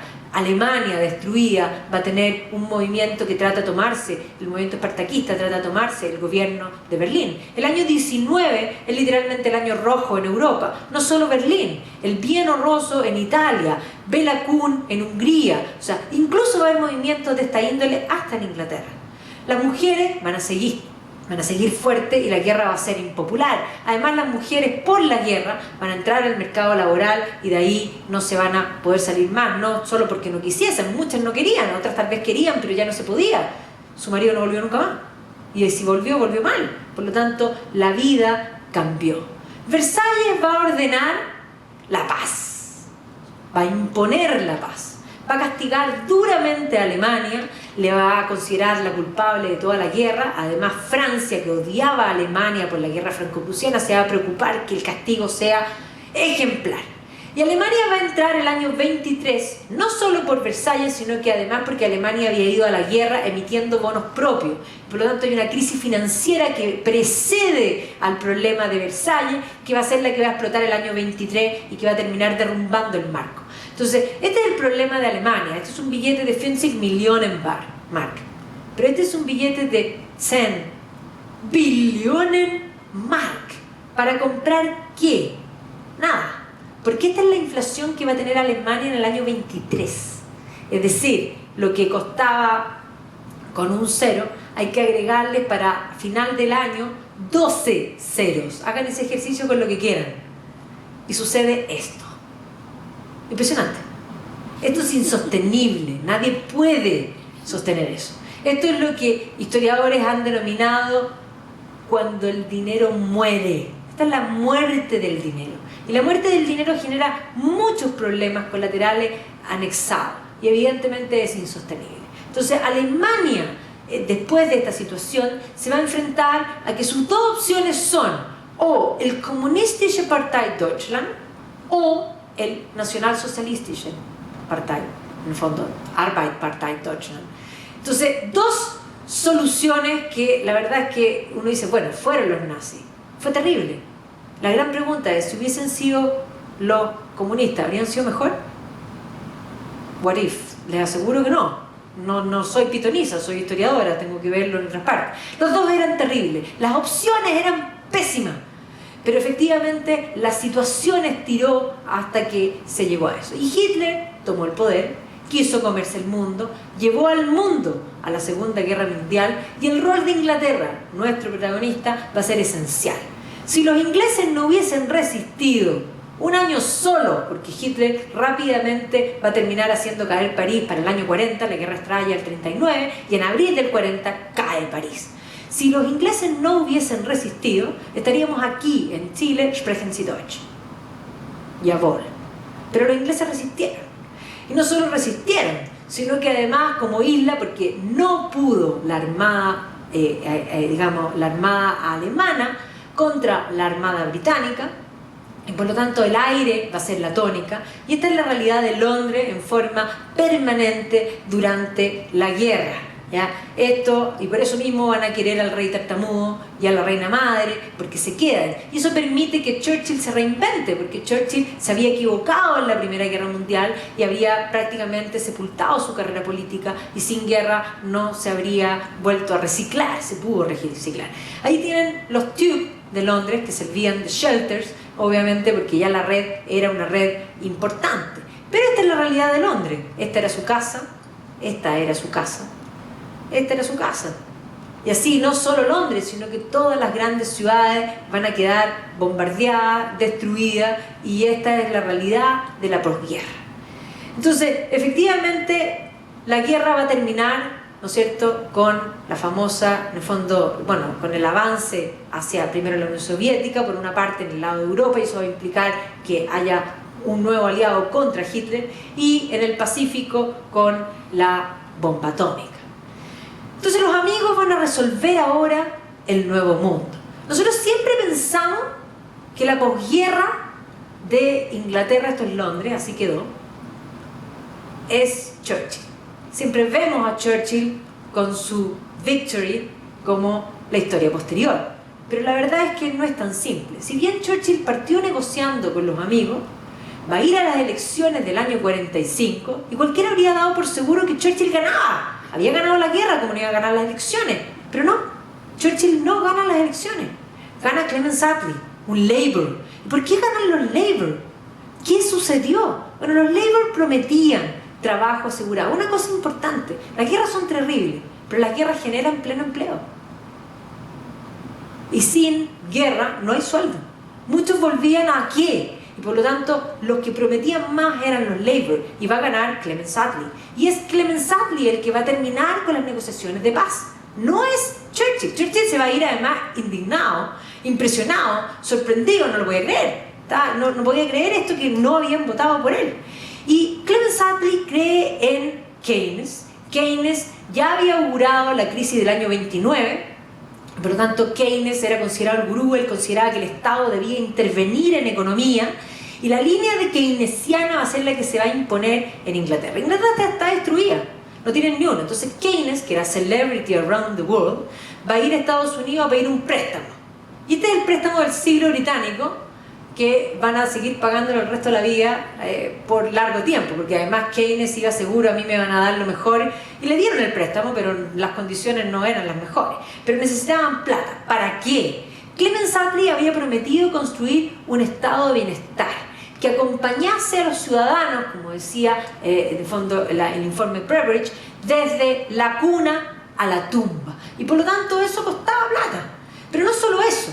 Entonces, se iba a necesitar generar un seguro en el fondo social, se iba a necesitar dar casa, construir, o sea, el país estaba absolutamente destruido, había que construir de cero. Y Keynes además tenía esta idea de que el Estado era el que tenía que intervenir. Y obviamente que esa visión va a llevar a Clement Attlee a nacionalizar todas las industrias en Inglaterra. Aquí está la nacionalización del carbón, la nacionalización de los transportes, la nacionalización del gas, la nacionalización del agua, la nacionalización... Es más, para 1970, para que se hagan una idea, Inglaterra era el país más socialista después de la Unión Soviética. Un inglés se levantaba en una casa estatal, con agua estatal, con gas estatal, trabajaba en un trabajo estatal y tenía transporte estatal, todo era estatal. Sí, se va a crear el seguro social. Aquí va a tomar a un galés, que es en el fondo Annelien Vivien, que va a crear el seguro social. Y a pesar de todas estas prebendas que le daban a la gente, después de la guerra seguía la carencia, porque efectivamente el Estado controlando todos los precios, porque obviamente la visión keynesiana implicaba incluso controlar los precios, algo que a nosotros nos parece insólito, pero así era en el mundo y aquí en Chile también. Aquí en Chile existía un comisariato de precios que llegaba todos los días en la mañana, aquí al Cine Hoyts o cualquier parte, y le decía cuánto tenía que cobrar por cada cosa. ¿Ya? Entonces, así funcionaba, había carestía. Pero además hay que sumarle que a la posguerra, no solo mientras construían este estado de bienestar, la posguerra era confusa. Stalin se había apoderado de la mitad de Europa, había llevado a uno y a otro a subirse a este carro, y el mismo Churchill, retirado, dando conferencias en universidades, en Fulham va a decir: se ha instaurado sobre Europa una cortina de hierro. Y el pobre Clemens Attlee, que le habían dado el préstamo, tenía que construir tanto que no le alcanzaba. ¿Y lo salvó qué? Lo salvó el Plan Marshall. El Plan Marshall va a llegar justo cuando Clemens Attlee ya no le daba más, porque no iba a poder cumplir con sus cosas, porque la plata que le habían prestado, ¿cuánto le iba a alcanzar? Se tenía que construir todo de cero y construir todas esas prebendas sociales que cuestan cantidad de plata. Va a entrar el Plan Marshall, y que evidentemente va a favorecer mayoritariamente a Inglaterra, pero evidentemente a Europa Occidental. Aquí se va a ver clara la cortina de hierro, y va a iniciar la reconstrucción en Inglaterra. Y Clemens Attlee va a tomar esta plata para toda la construcción de viviendas sociales estatales. Va a estar preocupado, como dice esta caricatura, de pinchar al último conejo que queda de empresa privada. Terminar con todo lo privado, todo estatal. Y mientras tanto se le va desarmando el imperio. 1947 se independiza la India. 1951 Churchill va de nuevo a las elecciones y esta vez es electo. Vamos a tener también una nueva reina. Y con Churchill, posterior a Churchill, vamos a tener una oleada de conservadores que tampoco van a cambiar el estatismo. O sea, Attlee establece el estatismo y el resto lo mantiene. Ya a Macmillan, en el fondo, a Anthony Eden se le va a producir la crisis del canal de Suez, y a Harold Macmillan se le van a producir una serie de eventos de la llamada descolonización. De hecho, van a empezar a hacer independencia en África todos, y él entonces va a aprovechar esto, mostrando que esto no es una debilidad, sino que es una fortaleza, y él va a hablar de "We are living in winds of change". ¿Ya? Y ese discurso, que se convirtió en canción también, ¿han escuchado Winds of Change? ¿Ya? Efectivamente va a llevar a la independencia de país por país. ¿Ya? De hecho, vamos a tener primero, ¿no es cierto?, la independencia de Ghana, luego la independencia de Nigeria, la independencia de Kenia, y así suma y sigue. El imperio británico comienza a desaparecer. Mientras tanto, Europa, De Gaulle, tiene la idea de unir a Europa. Sí, estaban protegidos por el Capitán América, pero a los franceses no les gustan los americanos, y por lo tanto esta idea primero de la Benelux. ¿Para qué? Para protegerse de esta situación. Stalin no era ya bien visto, y rápidamente se va a formar la OTAN, se va a incorporar incluso Alemania a la OTAN, pero queda claro que el mundo está dividido. Una guerra fría que va a estallar en caliente primero en Corea, que rápidamente la Unión Soviética va a equiparar el mundo nuclear, y que además va a estallar Vietnam en la década del 50, en que se va a mantener en el fondo hasta los 70. El 59 tenemos a Fidel, que es el año que vivimos en peligro, porque podría haber sido el fin de la historia, como dice Fukuyama. Pero comienzan las conversaciones. Nikita Khrushchev reemplaza, ¿no es cierto?, a Stalin. Se veía mejor, pero cuando Hungría se levanta, la aplacan a cañonazo. El año 61 se construye el muro de Berlín, no era mejor. El año 68 se levanta Praga, también es en el fondo aplacada. Y por lo tanto esta idea de Europa, de unirse contra este mundo, no era una mala idea. Schuman va a iniciar con la idea, y este mundo, que aquí vemos las caricaturas del siglo XIX, Britania, orgullosa, tomando un républicain francés último, curado y absolutamente hediondo, porque miren la imagen ahí, como algo distinto, van a tener que dejar sus rencillas aparte que habían llevado al mundo a la guerra. Y piensen no solo entre Inglaterra y Francia, Francia y Alemania, el odio era total. Y así vamos a tener esta foto linda, donde Konrad Adenauer le da la mano, ¿no es cierto?, a De Gaulle y son amigos. Y así, de alguna manera, va a iniciar esta idea de acuerdos que van a llevar a la idea de la Unión Europea, que va a surgir primero desde Francia y que va a terminar uniendo poco a poco a Europa. Inglaterra no ha entrado todavía. Wilson han vuelto, en el fondo, los Labour. Wilson toma el poder. Wilson va a ser aquel que va a hacer todas las leyes valóricas, en el fondo la libertad de los homosexuales, en el fondo el aborto y otras polémicas las van a vivir en este periodo los ingleses, pero su problema monetario es serio, va a tener que devaluar, con lo cual la economía no va a andar bien, y van a haber una serie de movimientos sociales. Los sindicatos en Inglaterra eran gran cantidad en número y gran cantidad en poder y podían literalmente frenar al país. Así que van a volver los conservadores, y aquí vamos a tener a Edward Heath. Aquí es donde va a aparecer por primera vez Margaret Thatcher como ministra de Educación en este gobierno, pero van a estallar los problemas con Irlanda. Esto es lo que se conoce como The Troubles, ¿ya? Y The Troubles va a iniciar cuando matan a estos ingleses en el Ulster, y posteriormente desde el Ulster el IRA va a empezar a poner bomba en suelo británico. Y por lo tanto este es el periodo de mayor conflictividad en suelo británico. No es el peor periodo de conflictividad irlandesa. Eso es en el fondo en la guerra de la independencia, digamos, y anterior, en The Rebellion, como se llama, que en el fondo durante la Primera Guerra Mundial. Pero este periodo es un periodo convulso, complejo en la relación con el Reino Unido. Este es el periodo también de los jóvenes del pub de Guildford, del nombre del padre, se produce en el fondo aquí. La idea de Europa ya está en camino, Inglaterra está preguntándose y la amistad ya es total y absoluta. Miren aquí estas fotos, o sea, de Kohl y Mitterrand. Y efectivamente el año 73 Inglaterra va a terminar entrando a la Unión Europea con ciertas condiciones. Europa de alguna manera comienza realmente a existir y va a ir complementándose en el futuro. Pero los 70 son años de crisis, años de carencia, años dramáticos. Todos tienen estatismo, la economía no va bien, no está funcionando, y si a esto le sumamos la crisis del petróleo, la situación va a ser caótica. No hay petróleo, va a volver Wilson al poder, la situación económica es totalmente insostenible, la inflación está disparada, o sea, los ingleses estaban mal, a tal punto que son los grupos de rock, The Clash por una parte, que van a empezar a criticar abiertamente. Y piensen ustedes que los Sex Pistols van a titular su álbum de ese año Anarchy in the United Kingdom.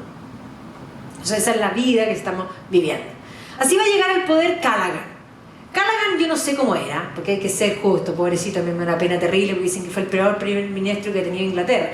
Yo creo que cualquiera en esas condiciones habría sido el peor, ¿ya? No es él, yo trato de ser más buena porque me da mucha pena.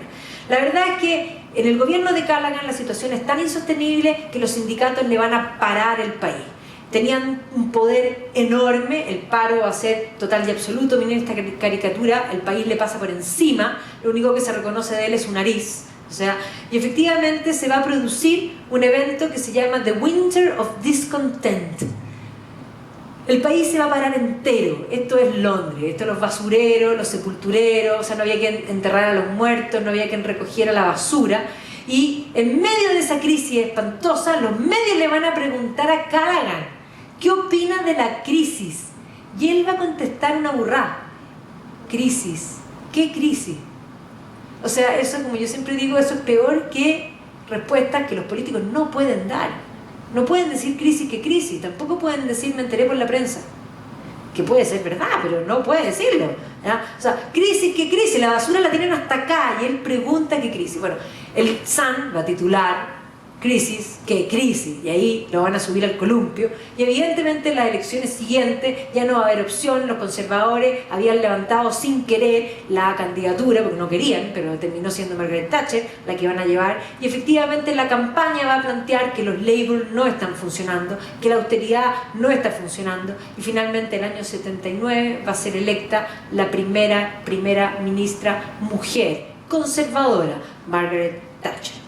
Y así va a llegar al 10 Downing Street con una idea distinta, con un país complicado. Ya va a parafrasear de alguna manera a San Francisco, diciendo que espera que donde no había esperanza haya esperanza. O sea, la típica oración de San Francisco.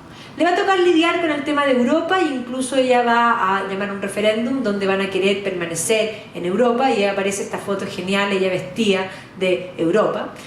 Pero la inflación era complicada, la situación económica todavía seguía mal, y por lo tanto ella estaba en una situación que no podía tener el respaldo para tomar las medidas que quería tomar. Y en eso se va a producir la invasión de los argentinos a las Islas Malvinas, y ella va a reaccionar, y no solo va a reaccionar, sino que va a ganar la guerra. Y después de la guerra va a llamar elecciones anticipadas, con lo que va a ganar por lejos, y teniendo sí ahora el apoyo que necesitaba, va a comenzar con las reformas económicas que ella consideraba adecuadas.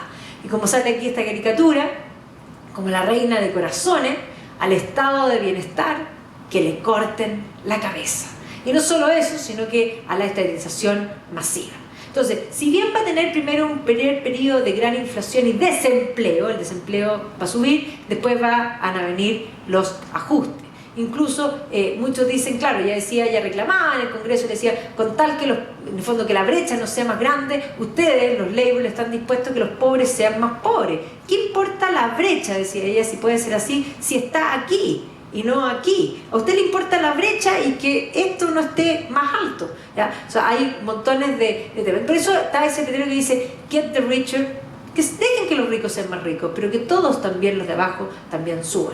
Y va a iniciar lo que va a llamar capitalismo popular, que de hecho nosotros aquí en Chile fuimos el conejillo de Indias de esta idea. Ella va a tomar esa idea, y efectivamente va a tener la idea de abrir acciones de todas las compañías públicas, diciendo, ¿y quién va a querer comprar? Muchos van a querer comprar. Y no solo eso, vemos aquí, por ejemplo, estos son los ferrocarriles. Los ferrocarriles desde la privatización en adelante, desde la estatización cayeron, y de la privatización en adelante dispararon. No solo eso, todos los British Petroleum, British Airways, todo va a ser en el fondo privatizado. Y no solo eso, también las casas. Dice, ¿quién va a querer comprar su casa?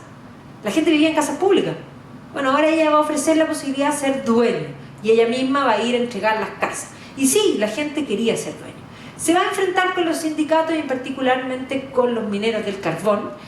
Va a ser duro, pero ella nos va a dar el brazo a torcer, y no va a dar el brazo a torcer ni esto, ni con los terroristas del IRA, ni con ninguna de las cosas, ¿ya? Y de alguna manera va a ordenar las cosas como ella consideraba que debían estar. Y va a controlar los índices económicos, y de hecho el paro, esto era el nivel de paro hasta el año 83, y posteriormente el nivel de paro pasa a ser algo normal. Ella se basa en las ideas de Hayek, en las ideas del AIGA, que era este instituto de economía, donde ella había participado y había leído en la universidad cuando estudiaba, porque ella estudió primero química y después estudió derecho, y estudiando en el fondo derecho va a meterse con este libro de Hayek, El camino a la servidumbre, y por eso de alguna manera va a tomar estas ideas económicas. No solo eso, va a tomar la idea de la libertad en contra del mundo soviético, y va a hacer una alianza importante con Ronald Reagan, que le va a valer el título de la Dama de Hierro. Antes de ser primera ministra, un periodista soviético va a hablar de ella como la Dama de Hierro. Y ella va a tomar el guante, y en una conferencia ella va a decir, I am here tonight, wearing my red gown chiffon, the Iron Lady of the Western World. ¿Ya? Con esa voz que tenía al principio, que era como menos dura, después va a cambiar un poco. Entonces efectivamente la cortina de hierro empieza a mostrar cierta permeabilidad, particularmente en Polonia. La Margaret Thatcher va a ir a Polonia, luego va a asumir Gorbachev, que tiene una Unión Soviética totalmente quebrada, y por lo tanto va a tener que hablar de Glasnost y de Perestroika. No es que Gorbachev fuese innatamente bueno, ni mucho menos. A mí me toca hablar la próxima semana para un tema de Azerbaiyán, donde se muestra la incursión de Gorbachev el año 90 en Bakú, y la verdad es que era equivalente a un Nikita en la década del 50, solo que estaba quebrado, y por lo tanto no es que haya sido mejor. En Occidente nosotros le tenemos muy buena porque lo consideramos el personaje. Pregúntenle a los rusos por Gorbachev, encuentran que es lejos lo peor que les puede haber pasado. Entonces es un personaje ambivalente que tiene esas dos caras. Entonces, pero sí van a aparecer de al lado. Es más, Margaret Thatcher, cuando recibe a Gorbachev en Londres, le dice: me cargan los comunistas, pero se caen bien, y él le invita a la Unión Soviética y ella va. El año 89 se cae el muro. Y la Unión Europea, de alguna manera, se consolida aún más, y tenemos esta Alemania unificada. Esta Europa unida, esta Europa que no sabe muy bien qué es lo que quiere, una Europa secular, una Europa que ya no es la fundación de la Europa continental. Europa es la gran aliada de Estados Unidos, y Europa empieza a burocratizarse cada vez más. Parlamento Europeo, todas las distintas cosas, y esto comienza a molestarle de alguna manera a los británicos. Y de hecho, ya la Margaret Thatcher reclama contra Europa. Yo solo quiero que me devuelvan mi plata. Y obviamente que ella reclamaba, y era la única mujer, además de haber sido odiosa, y efectivamente cuando ella muere, los titulares dicen: sí, ella fue la mujer que cambió a Inglaterra en todos los sentidos. Pero ella no cambió al Partido Conservador. El Partido Conservador creía lo que creía, sí cambió, que ahora iban a creer, porque antes eran todos socialistas, incluso los conservadores. Todos creían que el Estado tenía que intervenir. Ella lo va a cambiar en el sentido que ahora es el individuo y cree en el mundo privado. Su sucesor va a ser Major. Ella se va a tener que ir porque va a cometer el error de llamar a un impuesto flat tax que se llama el tax poll, y eso la va a llevar finalmente a renunciar. La gente de su partido va a estar en contra de ella. Mucha gente compara lo que está pasando hoy día con la Theresa May un poco con lo que le pasó a la Thatcher en ese minuto. Entonces Major la va a suceder, y luego las elecciones van a ganar los Labour con Tony Blair, y efectivamente van a estar felices los Labour, pero se van a dar cuenta de que Tony Blair es más thatcheriano que Labour, porque todos cambiaron. Los que más cambiaron fueron los Labour, de hecho. Entonces aquí todos bailaron de aquí en adelante al ritmo de la Thatcher.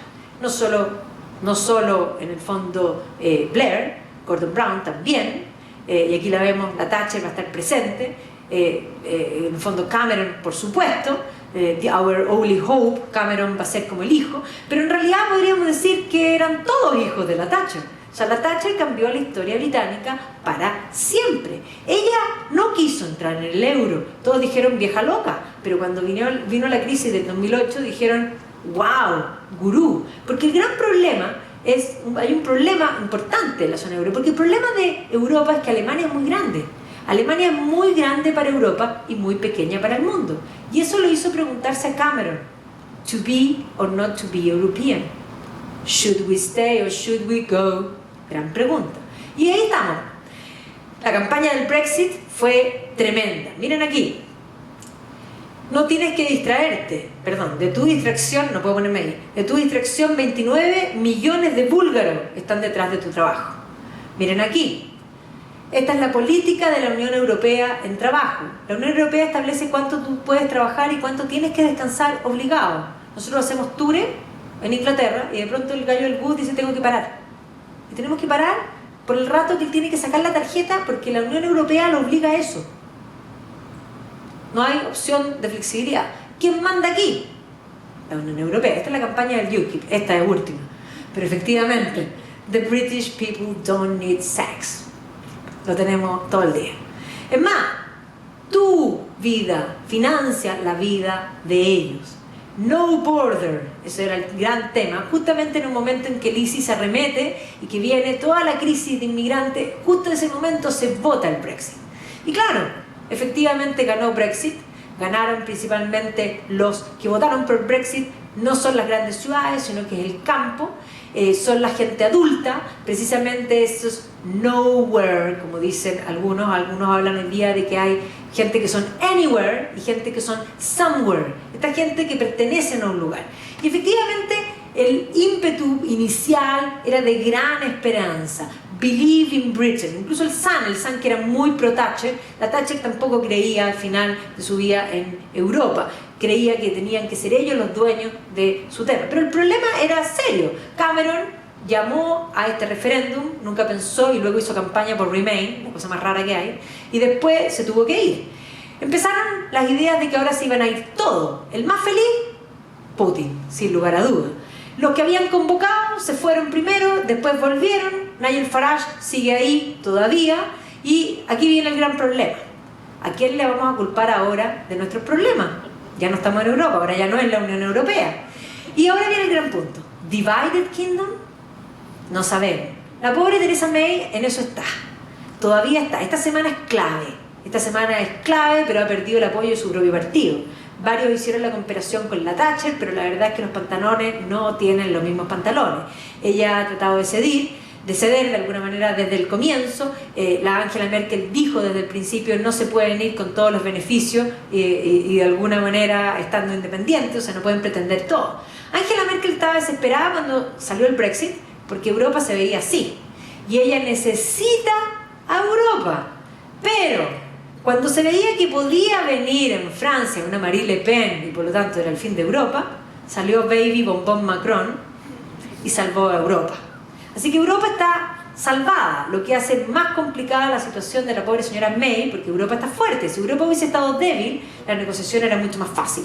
No tiene deal, ha llegado a un acuerdo y es más, hoy día está la posibilidad de salir, tienen que salir ahora, y tienen que salir ahora, y la verdad es que tienen que salir con deal o sin deal. Entonces hay un montón de ideas sobre la mesa. Los Labour, por supuesto, están aprovechándose de esto para poder, de alguna manera, ellos catapultarse para las próximas elecciones, y sería Jeremy Corbyn, que no es solo socialista, sino que es cuasi marxista, así que es súper peligroso. Pero efectivamente vemos que ella está tremendamente complicada. Escocia desde el comienzo dijo, yo no quiero Brexit. El gran problema hoy día es Irlanda. Irlanda, el problema serio es el border. Ellos no quieren un border. ¿Y cómo hacer un soft border si me salgo de Europa? Porque si tengo un soft border en Irlanda es súper fácil. El búlgaro se va a Irlanda y de Irlanda pasan. Entonces es muy compleja la situación. Entonces hoy día hay un bread exodus, o sea, mucha gente se está yendo del Reino Unido, tanto compañías como trabajadores. By the way, han perdido una cantidad de dinero en negocios, aunque básicamente por la incertidumbre.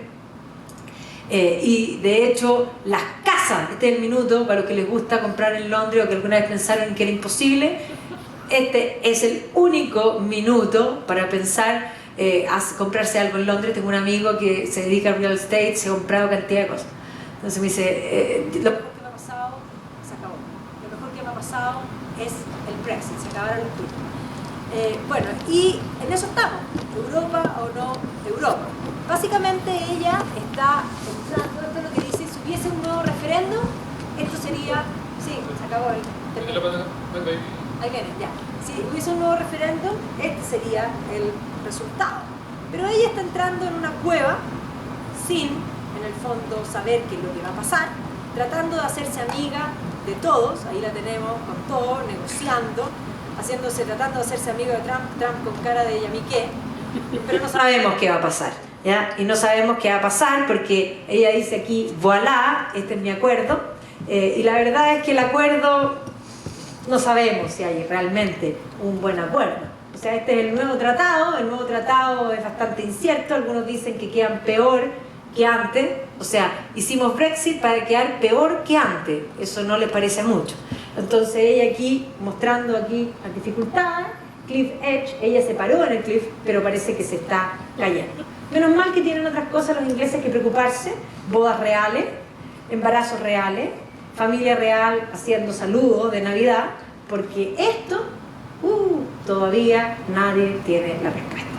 Recomiendo Historia Britannia, Simon Schama, extraordinario libro. Si no quieren leer, véanse el documental, que es extraordinario, muchos capítulos, pero muy, muy bueno. Para la parte inicial que yo les hablé, les recomiendo los documentales de Neal Olivier, y hay muchos libros importantes. Peter Ackroyd es un must, es un insoportable él como persona, pero es un gran historiador. Yo traté de traerlo a Chile y me contestó en una línea, not interested. Por eso digo, it's very kind, ¿ya? Neil Ferguson, siempre un must, sobre todo el Empire, la época del Imperio, él lo explica muy bien. Civilization, obvio, es un must. Yo le recomiendo a N. Wilson para todo lo que es Victorian y Edvarian, y también a Paxman, que también los dos son buenos. Paxman tiene hartos documentales también. Y de la historia reciente yo recomiendo, este es un periodista de la BBC, pero su libro es muy bueno, Modern Britain. Andrew Marr, además ayer había una entrevista a la Theresa May de Andrew Marr, él es un periodista muy importante de la BBC, y la entrevista de ayer estaba muy buena para entender lo que puede pasar con el Brexit. Entonces ahí puse varios de historia reciente. Si hay alguien que quiere esta presentación, yo se las entrego encantada. Nos vemos en el fondo la próxima semana con Estados Unidos, pero ahí está mi correo.